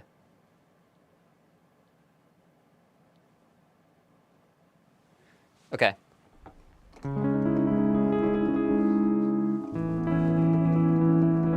right. So we had, basically, we shift into G, and it just kind of stays, it sounds like we modulate to G. We modulate to the 5 of where we were at before, from this interesting descending chord motion here, and that's just sort of our root now after this section.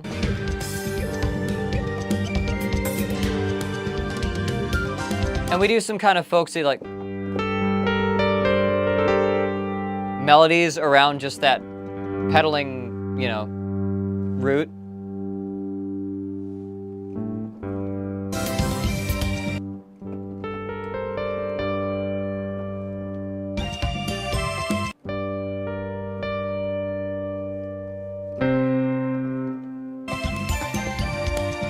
Yeah.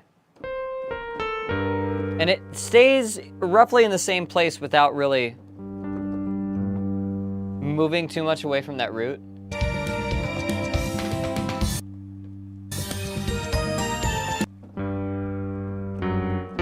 And then I start to hear some movement when it gets to the...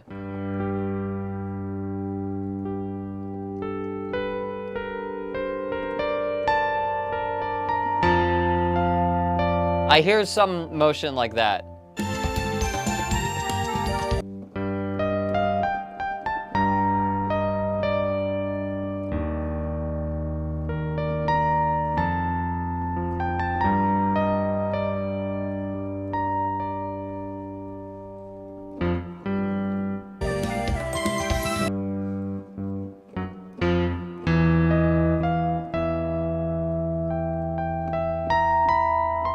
I'm hearing something like that.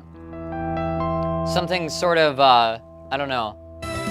I'm hearing it go to another, like, borrowed interval there.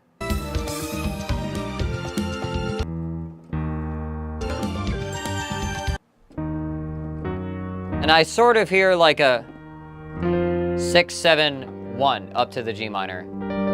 I sort of hear that happening.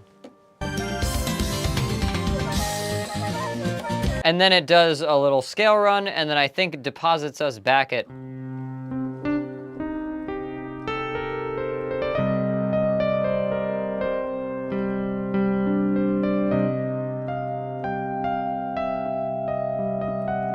You know, it deposits us back at C.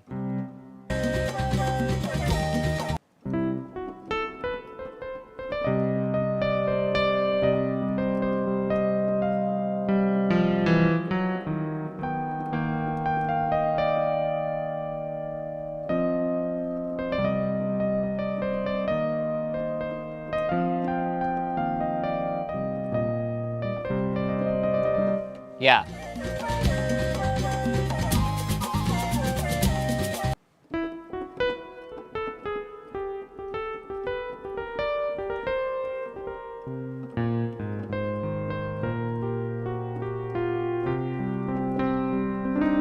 Yeah.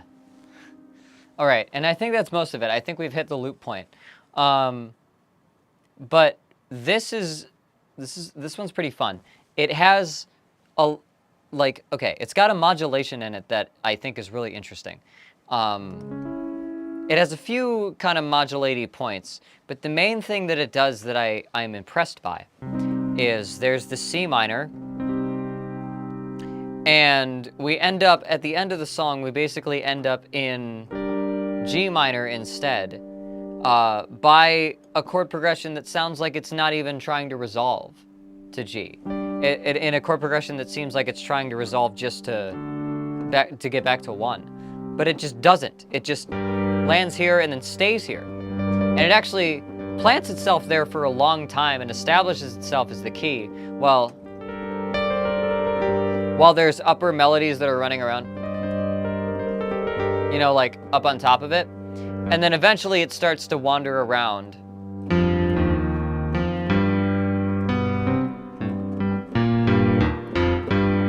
You know, like so.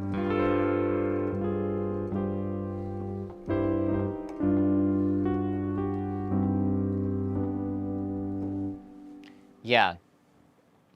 So this is very fun and bouncy. The instrumentals, or the instruments that they decided to use for it, Klonoa's like sound font, you could say, has a lot of strummy guitars, a lot of pan flutes. It's all very folksy. And I think, you know, part of the aesthetic of Klonoa is that you're in like a fantasy village, and they're pushing that village, like folksy old world village kind of aspect, as part of the presentation of this. And the parts themselves are really interesting. It comes together really well. It's got a few of the hallmarks of the kind of like Celtic folk music that has influenced some other music, but it has a lot of its own like flavor and structure. It does a few cool, simple things with the way that it moves around chords, but it doesn't go crazy with adding a bunch of extra chromatic motion or adding... It mostly knows what it's using.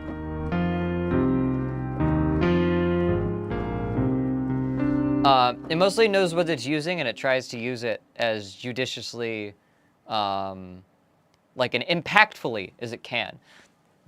All of the chords are very simple, kind of diatonic, big, triumphant chord motions.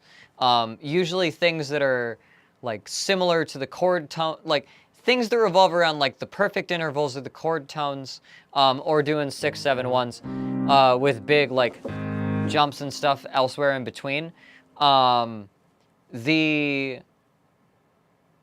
That, because of how simple it is, appeals very satisfyingly to our ears, and when you play them with a lot of energy and a lot of purpose, it's very triumphant.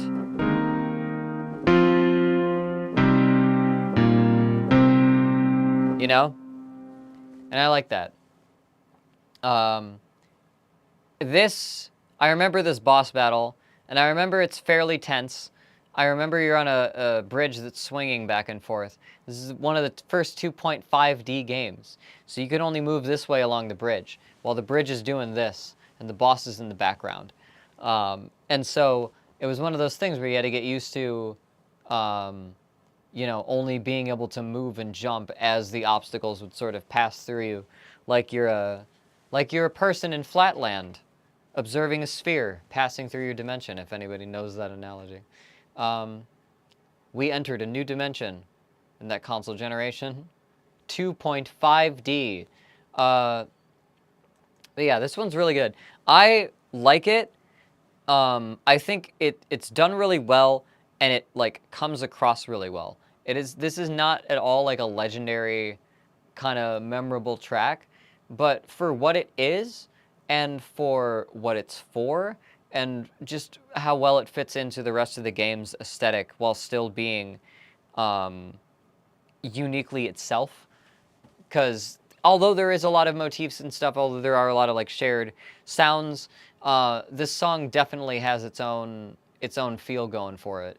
Kind of pulls a little bit from the sound of the first village that you go through. Kind of pulls a bit from the like general like main theme, but it doesn't have actually doesn't have a lot of the Klonoa motifs in it. It just plays with the same sort of like sounds and vibe of the instruments. It's very windy, yeah, and it moves around.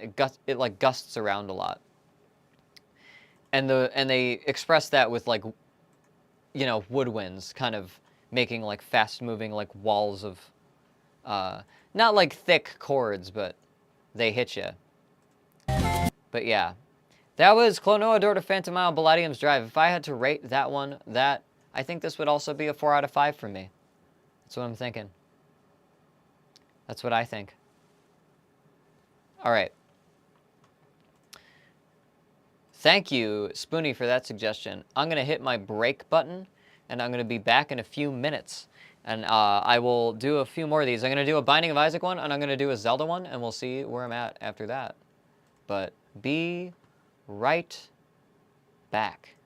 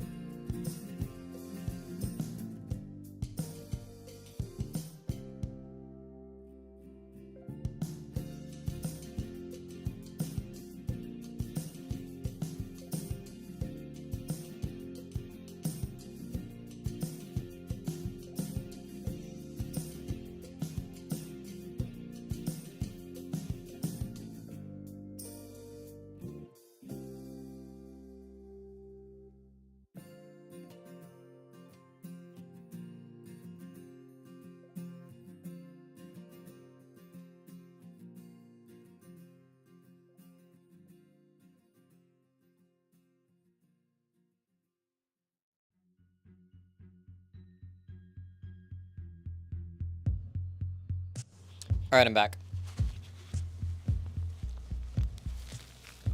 Let me get this hat back on.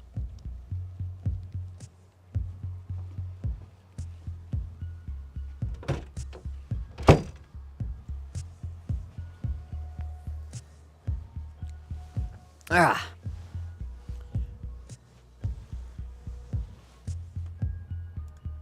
I hate this song.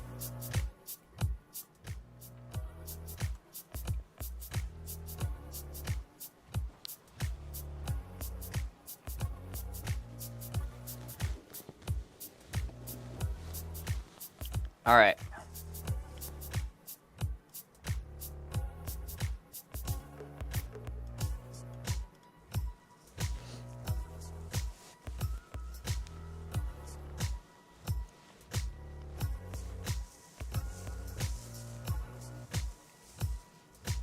Hat.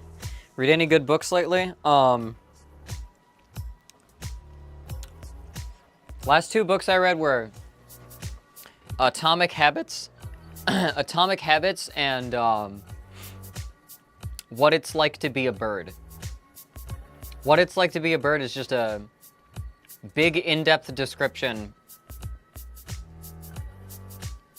of birds and different kinds of birds and their behaviors and distinct traits. Atomic Habits is about like how to build routines.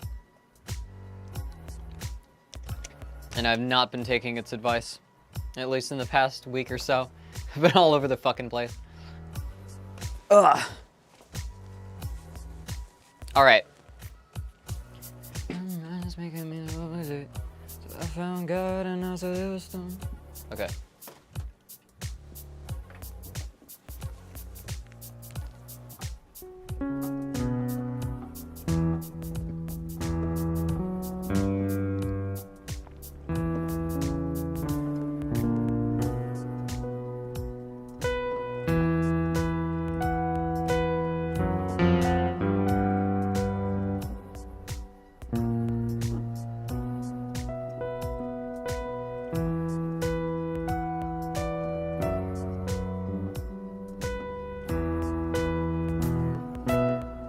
Okay.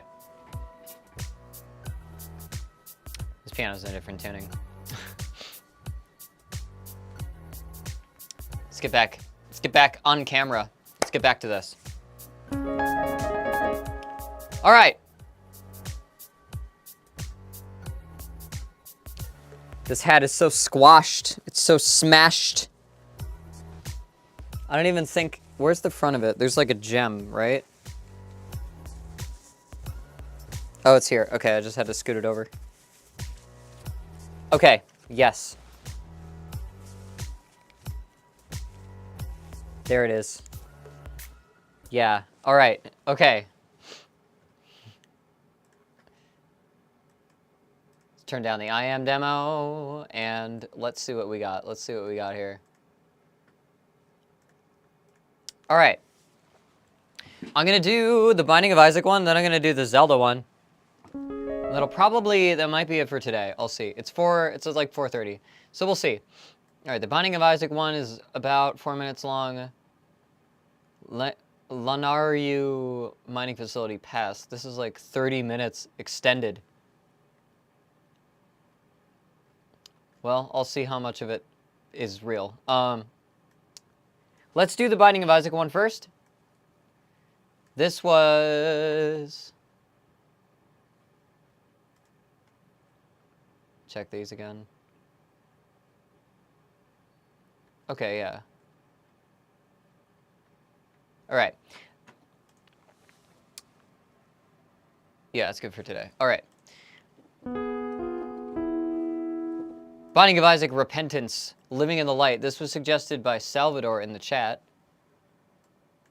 And it is Isaac versus Dogma. Apparently it's the boss, it's a boss theme. I remember playing the original Binding of Isaac. It's had many updates and releases, or like re-releases and other versions and stuff.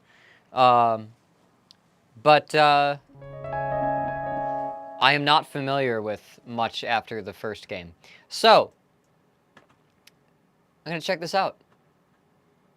I'm gonna listen through the whole thing, give my vibes while I do, and then go back through and give my music theory impressions.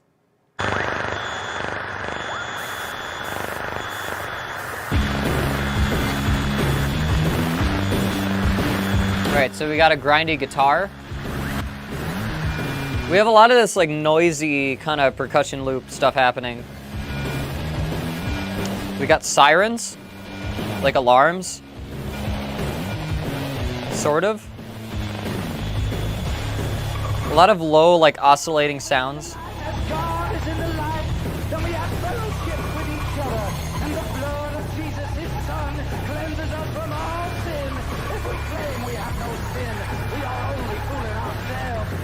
It's very Talking Heads.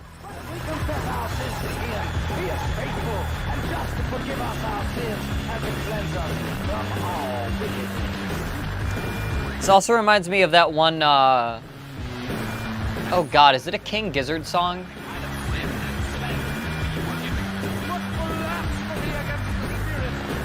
Kind of reminds me of Tool. The instrumental, sorta, yeah. It's in 4/4 though.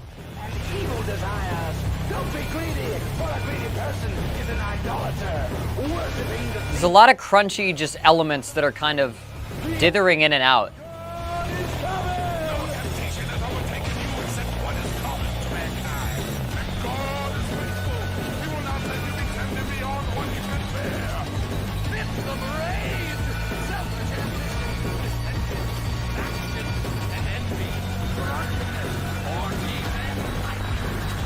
It sounds very Talking Heads. Like just the delivery.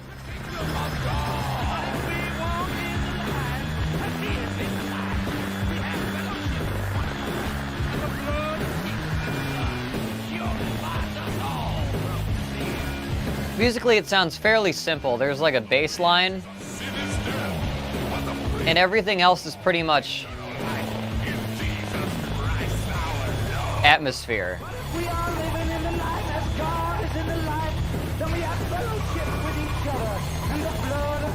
And I think it's looped. I remember this from the beginning.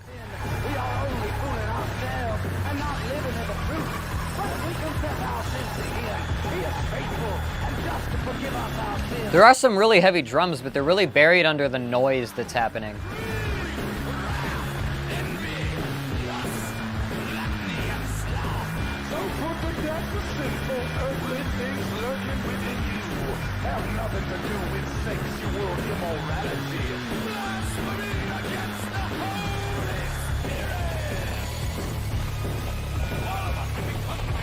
I like how the different voice parts are like they're panned differently.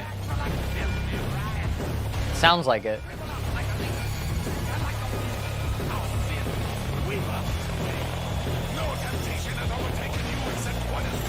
Yeah, some is slightly this side, some is slightly this side.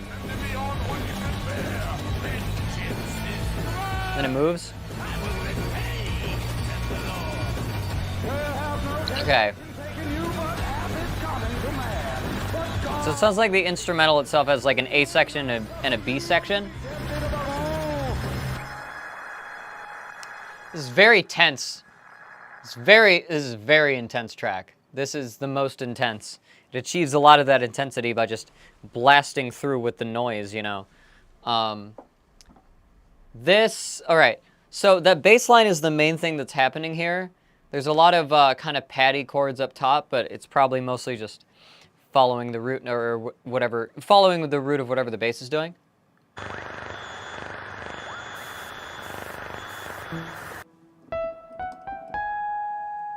Can you hear like a high screech that is tuned close to like an A flat? Probably intentionally, because the root that the bass comes in on, this D flat here, makes this squeal at the top. It makes it a 5 of the D flat. It's a perfect 5th, right? So that's probably intentional. So it sounds like we're in D flat or E sharp or C sharp.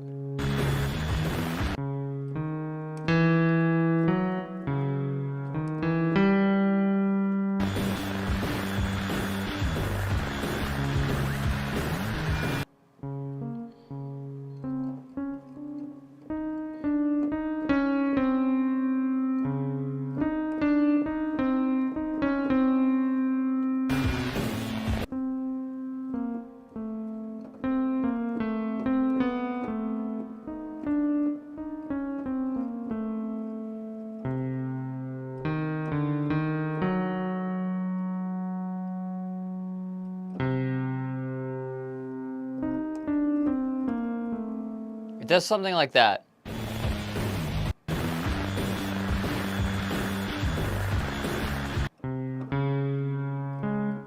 Yeah.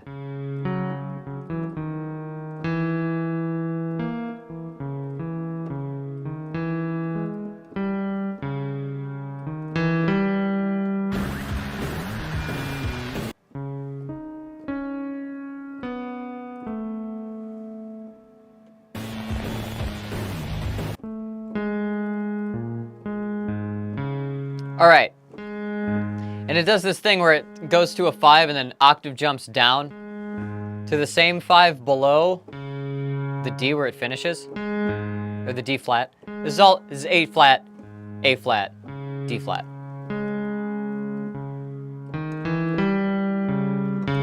So one thing that this does is the top note of the first phrase of the melody jumps up to a tritone. 1, 2, 3, and then sharp 4, flat 5, whatever, tritone.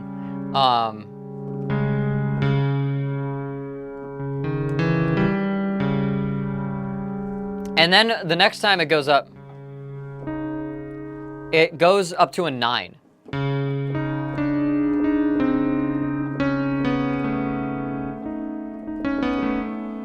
And lands on a 6.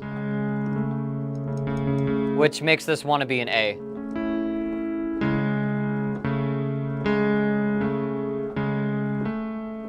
So this moving up to a 6 here makes it want to seem like it's doing that, right?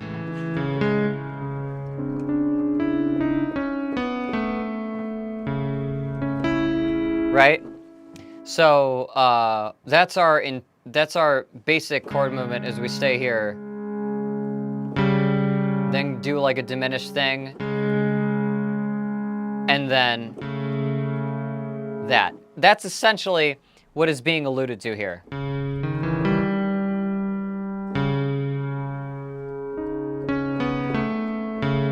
You know? So that's what the bass line is doing at the beginning here.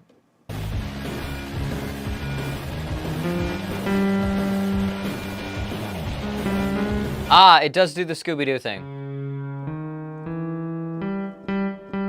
It actually does go up to that 5 at the end. Right at the end. I almost missed it because it's very, very fast when it does it.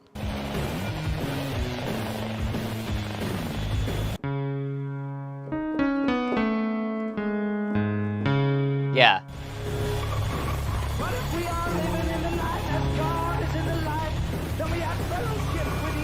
All right, so then we get...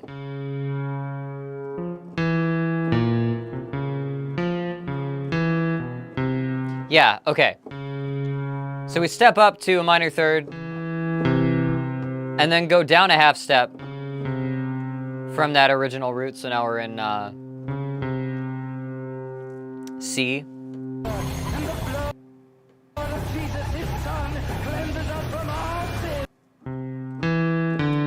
And I think it goes back up.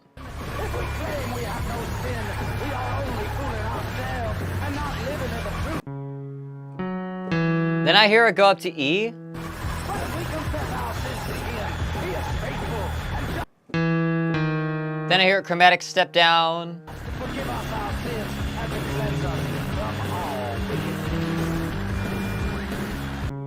Yeah, so it goes from 3 to 2. And then it starts doing...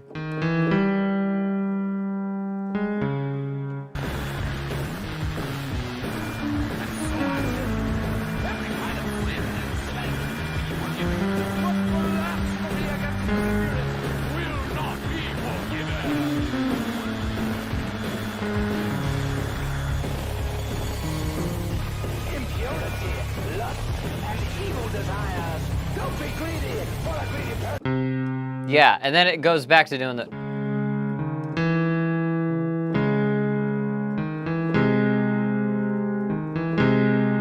That's pretty much what I'm hearing.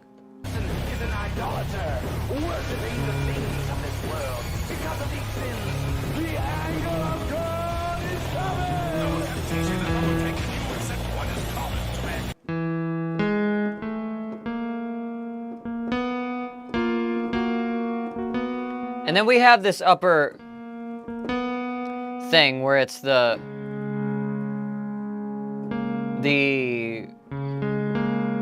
I think, yeah, that's a 6 and a minor 7, a major 6 and a minor 7 that it reaches up through.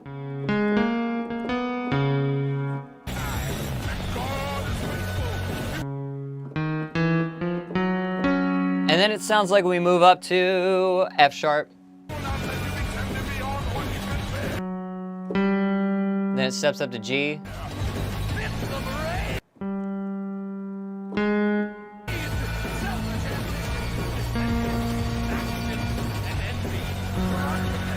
Okay. Skips over another.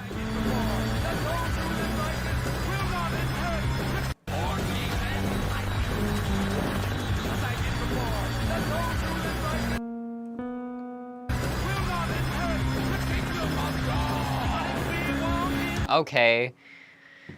Interesting. So, the first time it does this, it steps up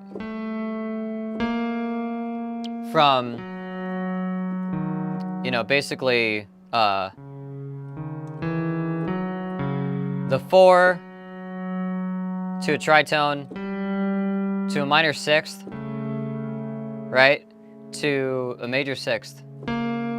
And then it steps, when it goes back through, starts on the 4, goes up a half step, and then skips to that major 6th, and then up to a 7, like a major 7, and then lands right back on the D sharp, or the D flat, where we started.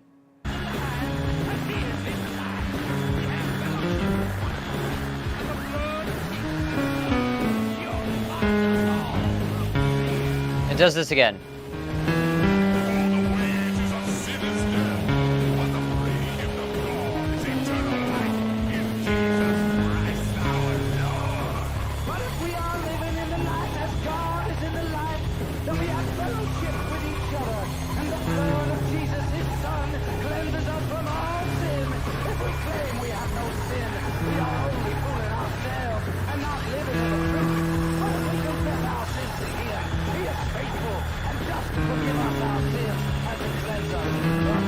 Yeah.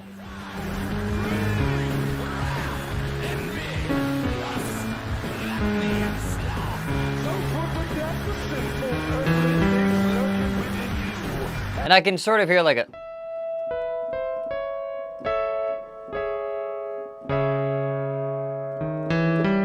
in the upper like chord, that there's like an upper synth thing that's happening that's doing something like that.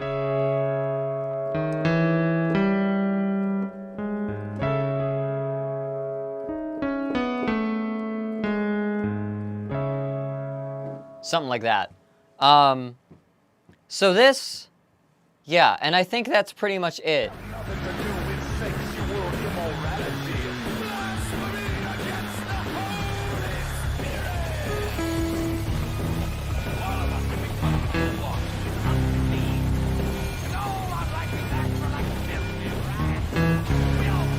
It does this again.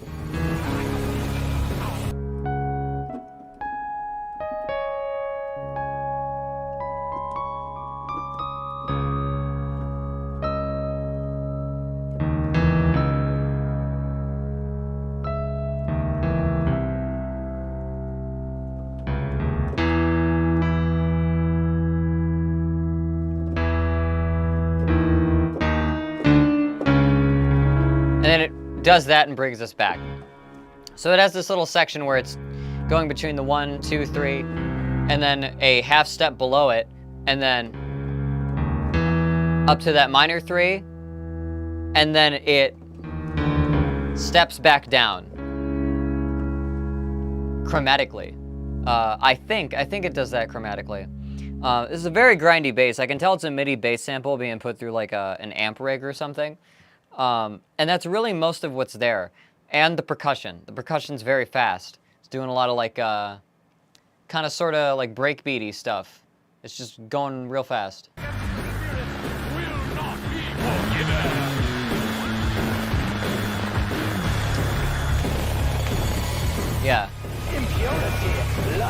There's not even so much as like a hi-hat. I guess maybe there is, but it's hidden under all the like stuff happening in the rest of the noise.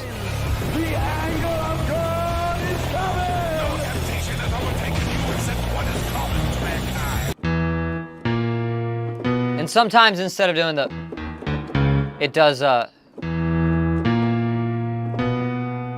one of those.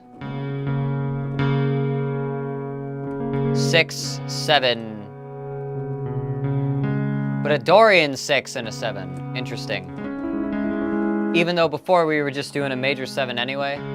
It's one of those things that does not respect a scale so much as tries to use the creepiest intervals that revolve around a certain key, which is D flat. It's pretty cool.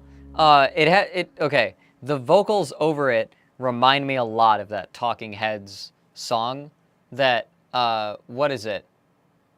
Is it once in a? It's not Once in a Lifetime, is it? What the hell is that song called? The one where he's just doing the preacher thing the whole time, the weird ass music video where it's a zillion of him on a green screen. I can't remember the name of that, but this definitely has that.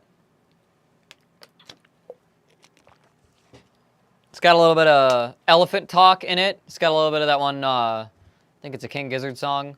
But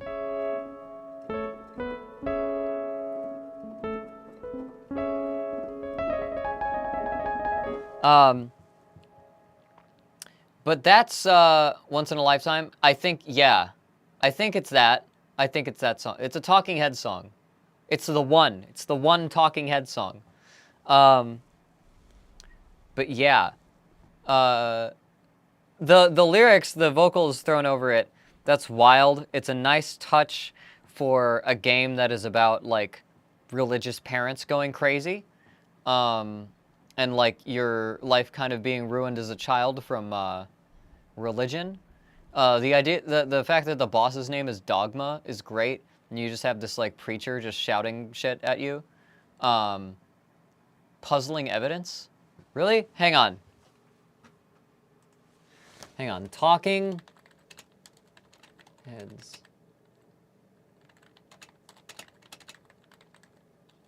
I can't play it on stream, I don't think.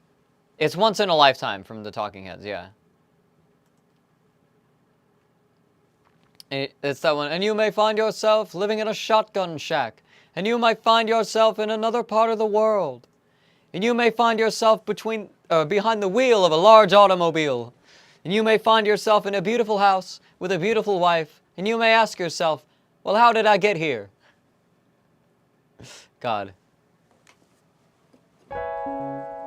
That song.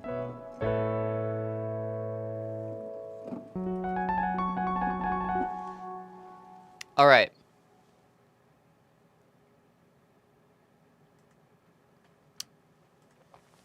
That's Once in a Lifetime. Yeah, yeah. That's the one I'm thinking of. It's got the preacher.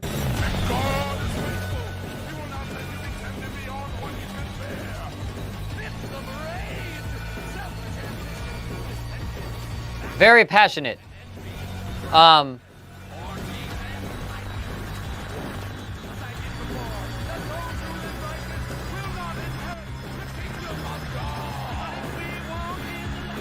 And it's definitely like the most threatening and the most like disturbing string of things that you, or not the most. I've heard weirder shit from church sermons, but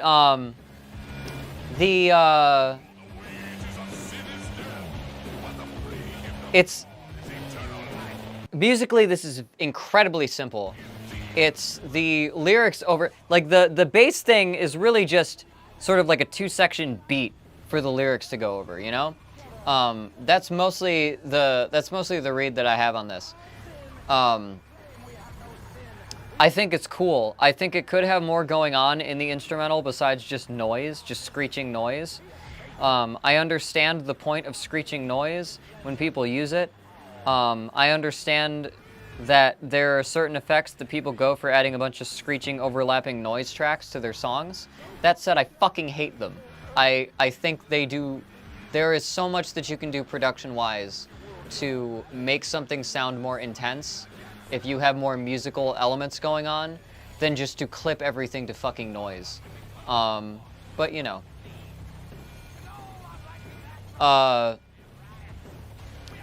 So that basically leaves one prominent instrument track in this, and it's the bass, which is also really fuzzy. And I wish that it was doing more. I wish that there was more audible music happening, you know? I can sort of hear different, like, swells of chords and stuff, but it's all lost under the noise.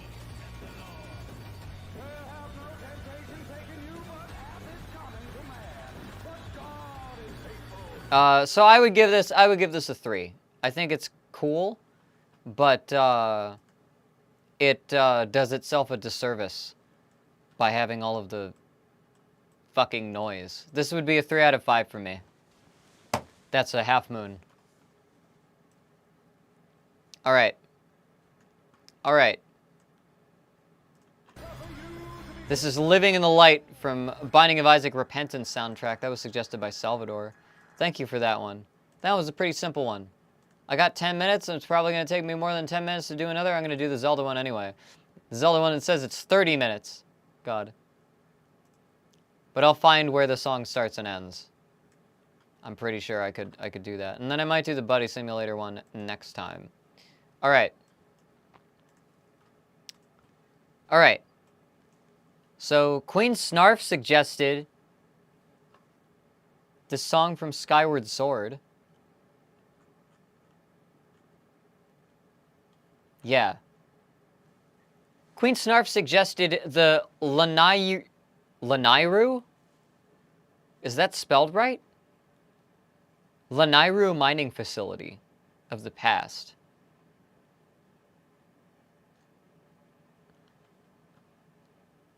From The Legend of Zelda Skyward Sword. Luneru? Luneru? That sucks.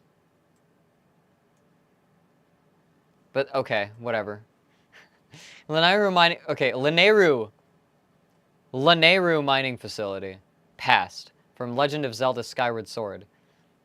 This is extended, so I'm going to try to find and judge where exactly it starts and stops and loops, etc.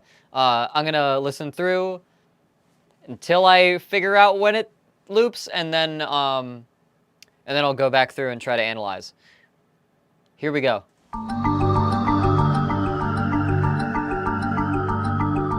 Got kalimba, and then, like, some keys under it,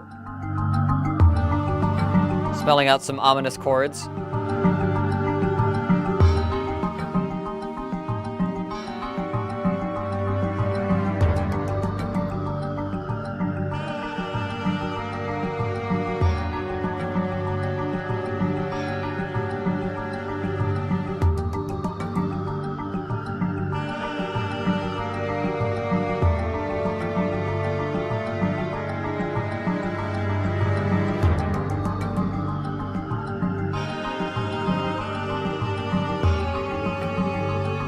Okay.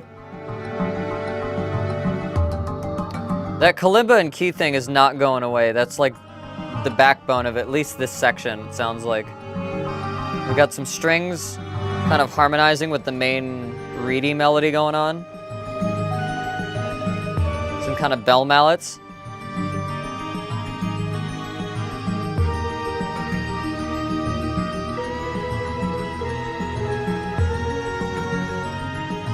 Chords rising, and then they kind of resolve to a major.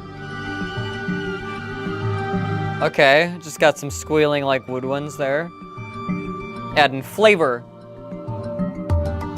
This is a very sneaky kind of song, right? It's giving a lot of the vibes of like slinking around undercover. It's got them kind of buggy kind of plucks. Very tight, condensed chords that are very, like, urgent sounding.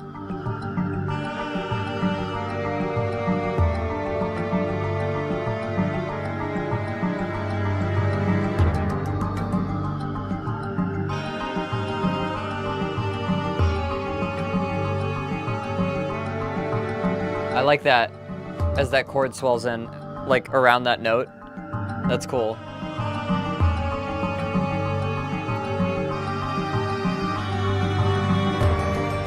Yeah, and then it goes back into this.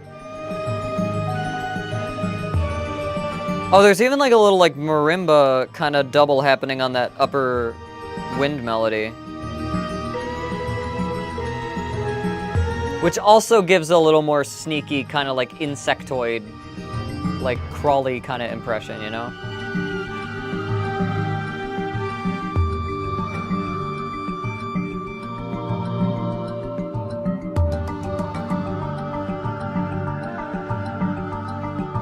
Yeah.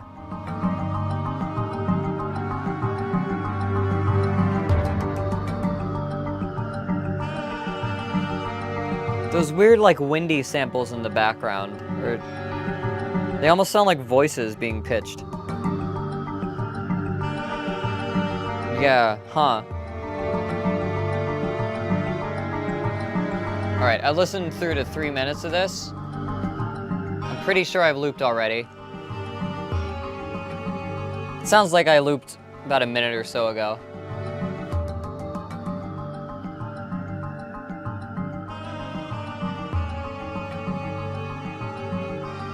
Kinda almost reminds me of the music from Pandemic 2. Alright. Yeah, so I think we looped 3 times by like 3:40. So this song may only be about like 1 minute and 20 seconds long. 1 minute 10.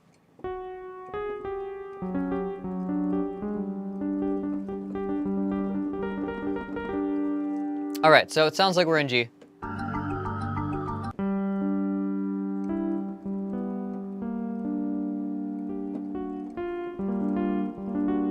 Is it doing that? Or is it doing that? Let me hear again.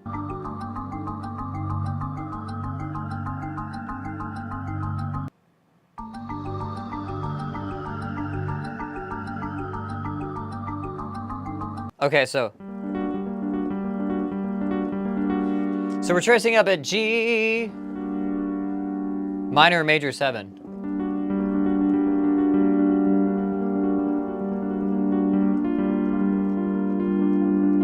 Yeah, like that.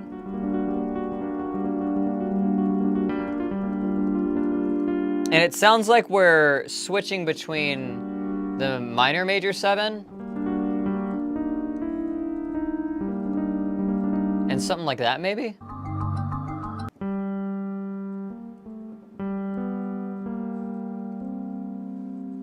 And doing this?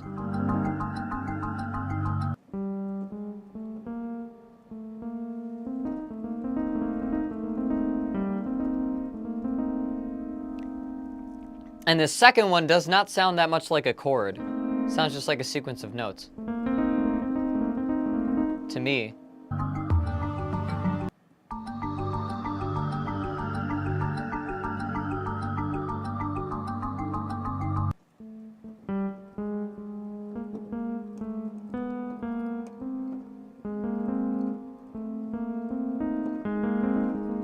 It might be that. Might be doing that.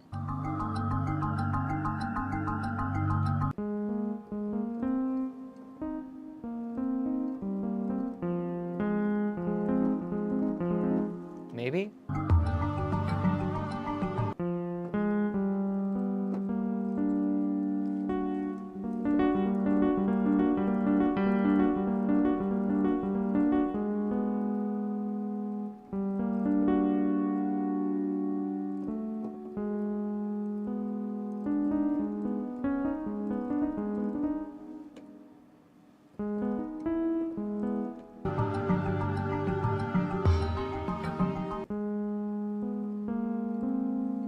I think it's doing that.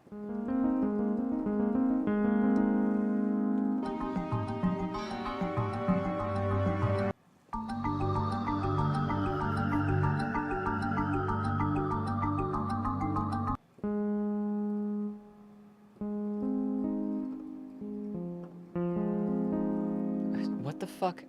Hang on. Let me slow this down.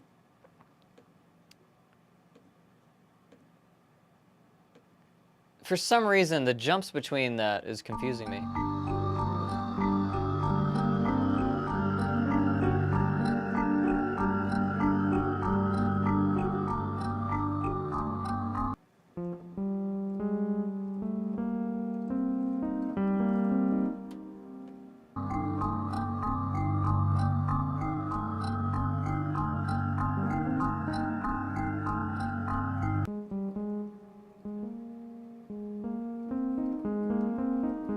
Is it doing that?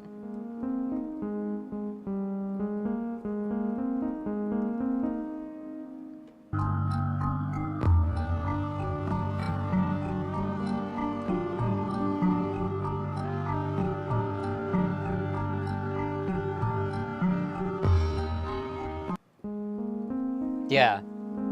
Okay, that's what I'm hearing, yeah. All right, so we get that like arpeggio going on, and that's going to be going through most of it sounds like. This G major minor 7 and then a A sus2 basically. Add 9, add 2.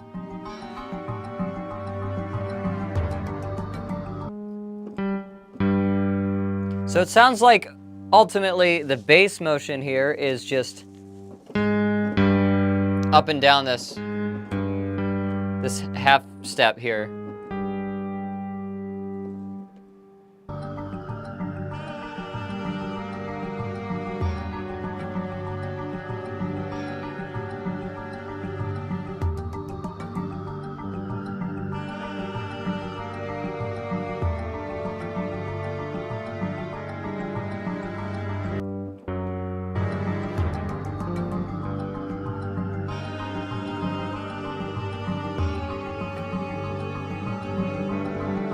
It sounds like there's a drone of G no matter what's happening over it. It sounds like there's a very low G drone, like, through the whole thing, which can conflict with some of the other... You know, it makes this chord.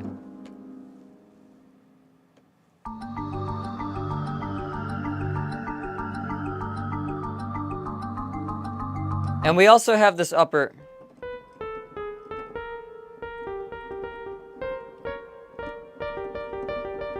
Something like that.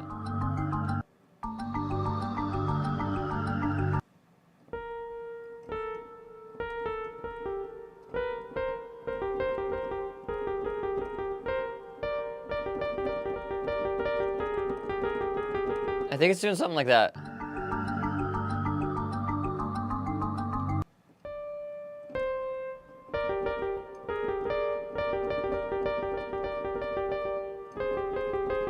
It's doing that.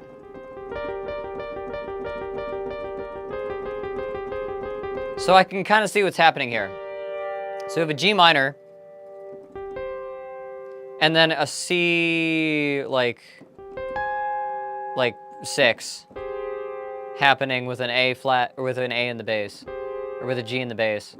Okay.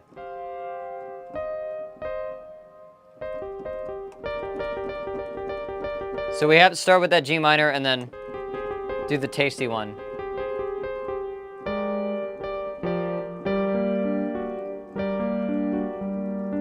And even the first arpeggio doesn't necessarily even go with this that well, because they have these two clashing intervals. That's why I was thinking there was another second there that I was missing.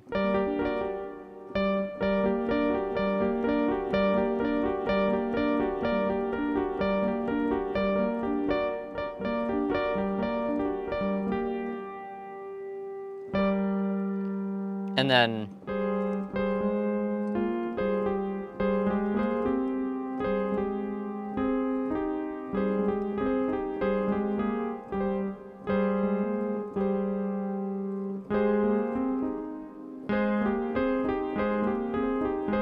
Yeah.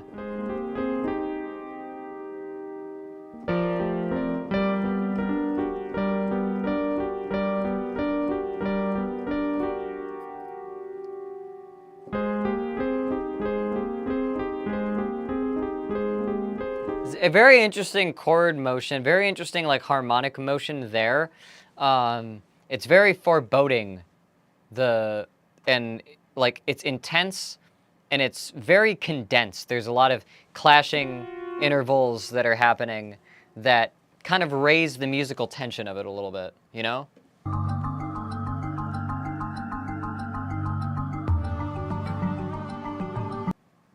Yeah, and then we start getting more melodies.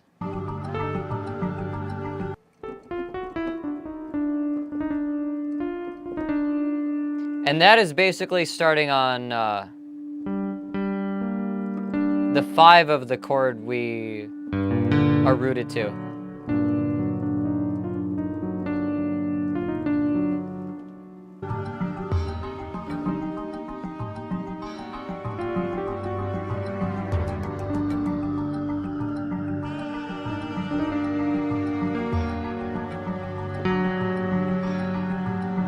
Yeah, and that melody falls on the note that makes that major 7 chord, basically. That major 7 of the root.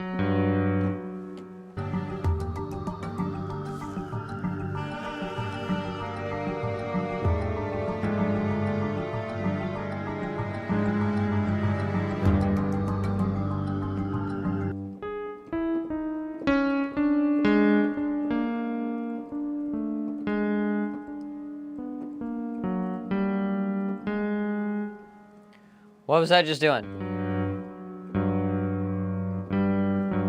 Does it do that?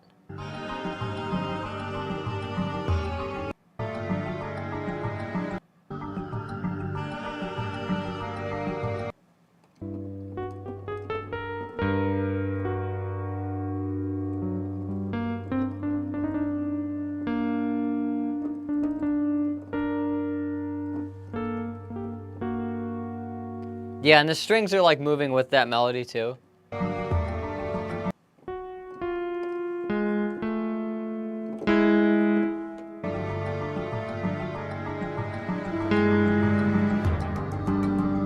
Yeah.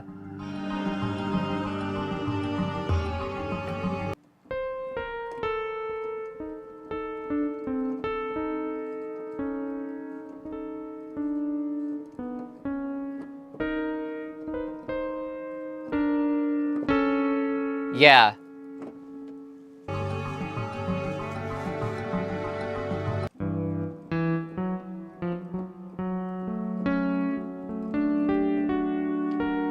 And it sounds like there is a, it says, yeah, like a D major chord that kind of rises around that note.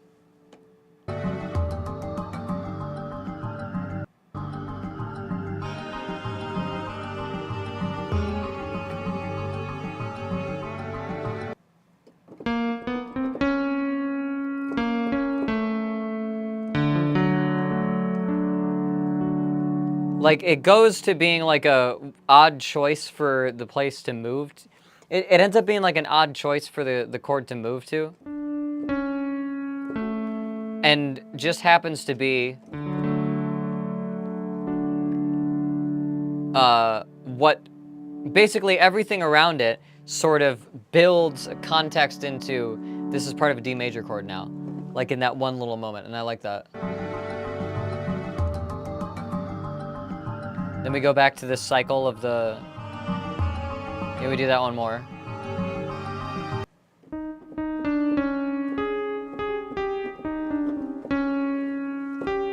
Like that.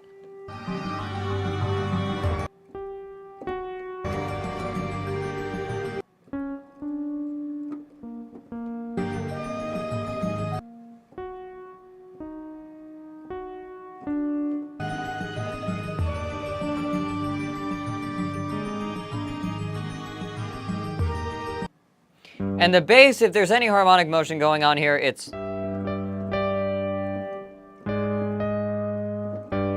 just like a half step motion, basically, between the G and the flat second. And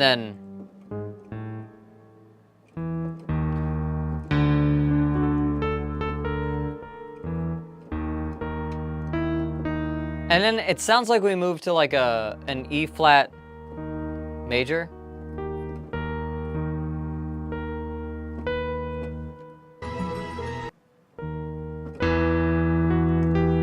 And then that also steps up a half step as the melody follows it. And we step up another whole step. We're in F sharp now.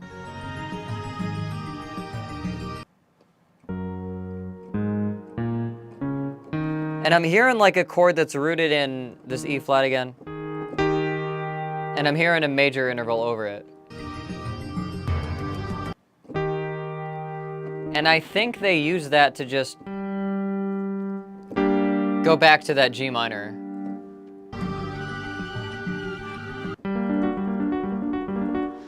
G minor seems to have come up a lot in today's songs, I notice. All right. We're at 123. The song doesn't have too much longer until it loops, and I can pretty much see everything that it's doing.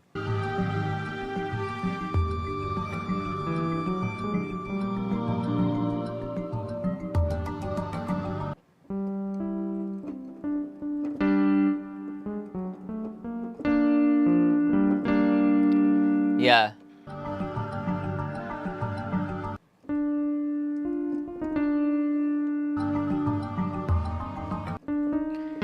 And I think we've looped.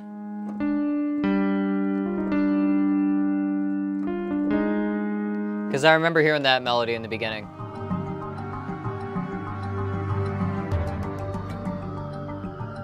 Yeah, we have a little bit of this.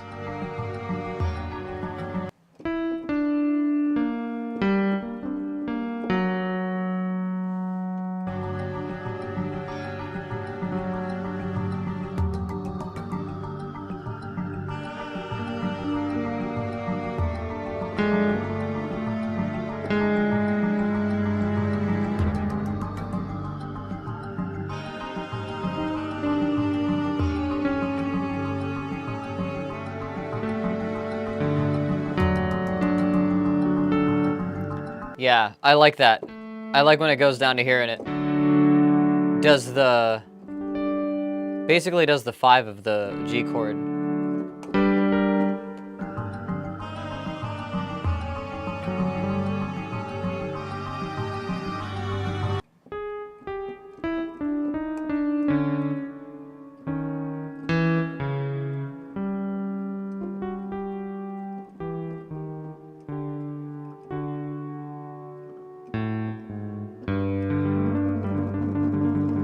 Right, okay.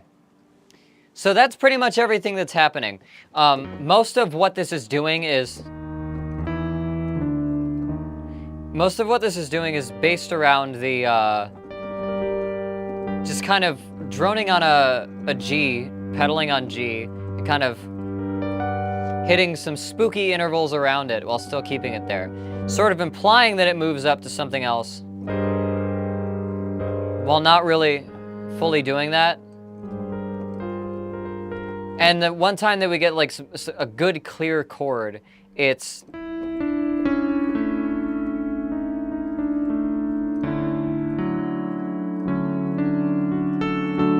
that D major that builds itself out of that one note that just hangs.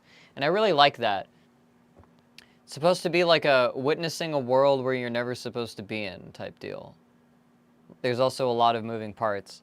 Yeah, the song has a very, like, going on, like, a lot of, the song has a very, like, sense of a lot going on, especially in the upper, like, the arpeggiation with the piano with it. The strings and everything are very, they swell in. There's, not a whole lot of like confidence to the movements. Everything is still sort of rooted in this G, and it doesn't move like away from it, right? And it makes everything seem a little bit out of place, but just musically enough out of place that it makes it interesting and paints like a picture and has imagery. One reason I think that is, when you use like open chords like this and you just add another flavor interval to the top, it doesn't matter what it is. Like say, that's a 2, let's see. That's a normal 7. That's a flat 7. That's a flat 6. That's a 6. All of those have some extra color that is being put in context and held down by the fact that there is a full triad under it, a full root, fifth, and third.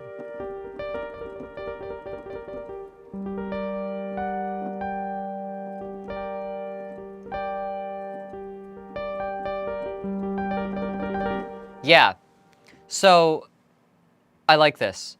I like it reminds me a lot of the music from Pandemic 2. Similar tonal choices, and a similar sense of like urgency and things going wrong. I like a lot of what this is doing. I think it could be doing more, but it's not annoying to me. The way that it worked in the arpeggios, even though they have some clashing notes, the voices that they're used on, and the way that the track evolves around them and like fits them into place and context, it is very appealing, I would say. I think it could be, it could have done more. It didn't quite wow me. It did a couple interesting things. I think I would give this a 4. I think I would give this a 4 out of 5 if I'm going to rate it. 4 out of 5. That is another waxing gibbous for me. All right. All right. All right. That is the Lanayru mining facility, past version, from Legend of Zelda Skyward Sword, and that was suggested by Queen Snarf in the chat. Thank you so much. That's all that I can get today. It is after 5. I gotta go upstairs and eat. I gotta start editing these down. I mentioned earlier in the stream that there's gonna be a couple changes coming up to the stream. Big changes, hopefully soon. Things I'm looking out for, things I'm planning for this year. And I may stop doing the VGM streams like as a super regular thing. I may do them once a week instead of 3 days a week, and then have the other 2 days for gaming and doing other stuff. And that's what I'm thinking. That's what I'm thinking is going to be the future plan. Probably for the rest of April, though, I still will be doing this a lot more than usual. It's just, it started to get overwhelming with how many videos I have to edit. Like, I have so many segments, and, like, that's good because I can have a lot to choose from and, have a lot of things, like, ahead of time. But at a certain point, there's so many that will never get posted, and that's just sad to me. So I'm gonna keep this up. I'm gonna keep, I'm going back to putting videos up, like, hopefully by tomorrow. I just need to finish a few edits. And yeah, I will be back on Monday. I'll probably be doing more of this. Thank you, Queen Snarf, for giving me a new hat on this stream. That's, it's been a bit since we had a new hat. I love it. Anyway, yeah, I got a song out recently, like this past weekend, I mean, called Kill Me. And that's up for patrons. If you go to case.dog/join or type !join in the chat, you can find that. And if you want to suggest anything, you can go to case.dog/VGM. It's my Discord chat. It's a channel in my Discord chat specifically for suggesting music. And I will see if I can get to your suggestion next time. Have a good evening. I will see you all around. I'm gonna go eat. Let's see. Can I raid somebody?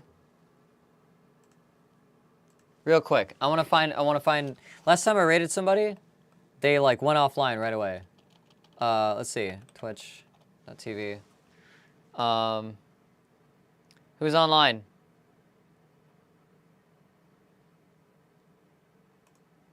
Who's online? How do I open this fucking banner? How do I open this?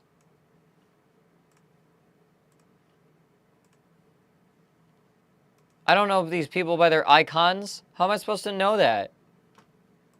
God.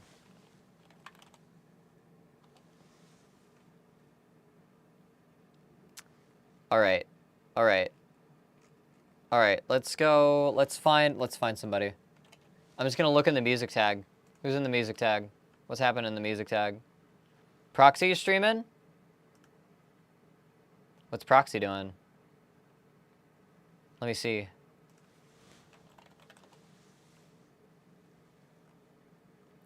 Oh god, what's her full name on here? Proxy Glitch Cat. Okay. Okay, yeah, I see. Groundhog Day starring Bill Murray. Okay. All right, we're gonna raid Proxy. This is someone who has streamed with Spoonie a few times, and they are playing Grim Grimoire Once More Switch for the Switch. Okay. I know nothing about that. Oh wait, what the fuck? It's called Once More? Okay, your raid message is the one more emoji. Go for it.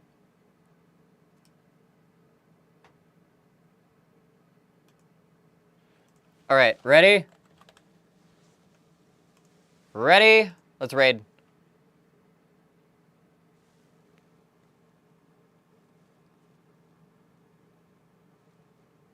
Everybody join up.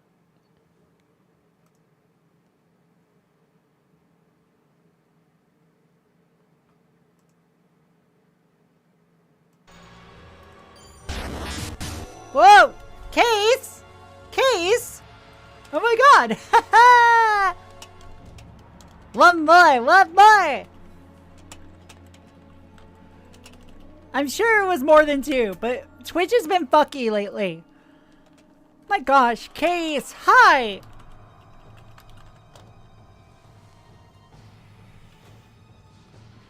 Twitch is fucking stupid! Hello everyone, welcome!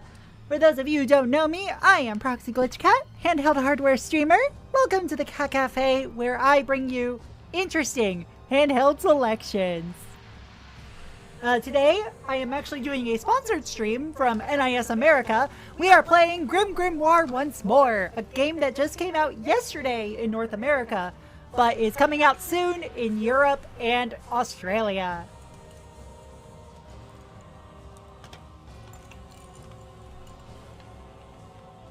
Oh my god, I love when commands just work. I love technology. I love connections with technology. So this is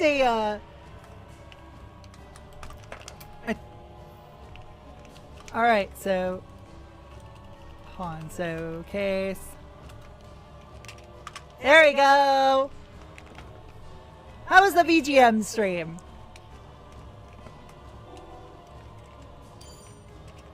But if you enjoy what you see, hey, why not stay a while?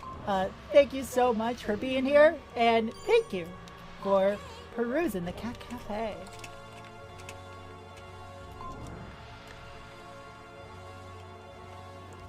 Fairy, heed my call. We're gonna summon a few fairies.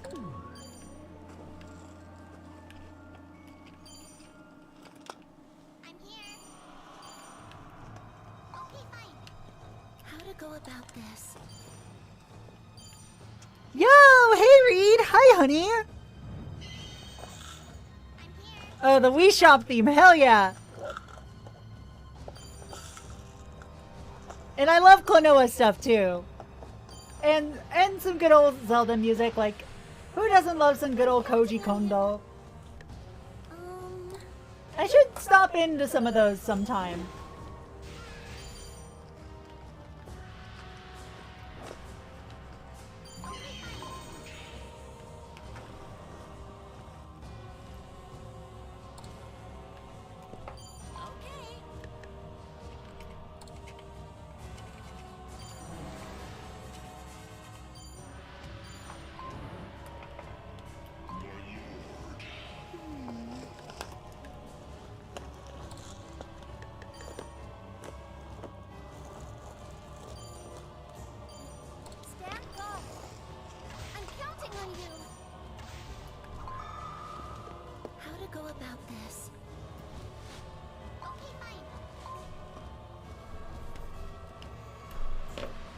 Hell yeah, like, Case, we should talk music sometime, honestly. Like, from one musician to another, let's talk music. Like, I've got me that fucking master's degree in, like, music tech, and I love talking about this shit. Because, like, goddamn... Yeah! But yeah, welcome to Grim Grimoire. This is a game that originally came out on the PS2. It is developed by Vanillaware, whom a lot of people who played a lot of Japanese RPGs in the mid-aughts may know from like Odin Sphere and Muramasa, Dragon's Crown, and most recently 13 Sentinels, Aegis Rim. But this is a side-scrolling real-time strategy game, and there is a recent port. So let me do that whole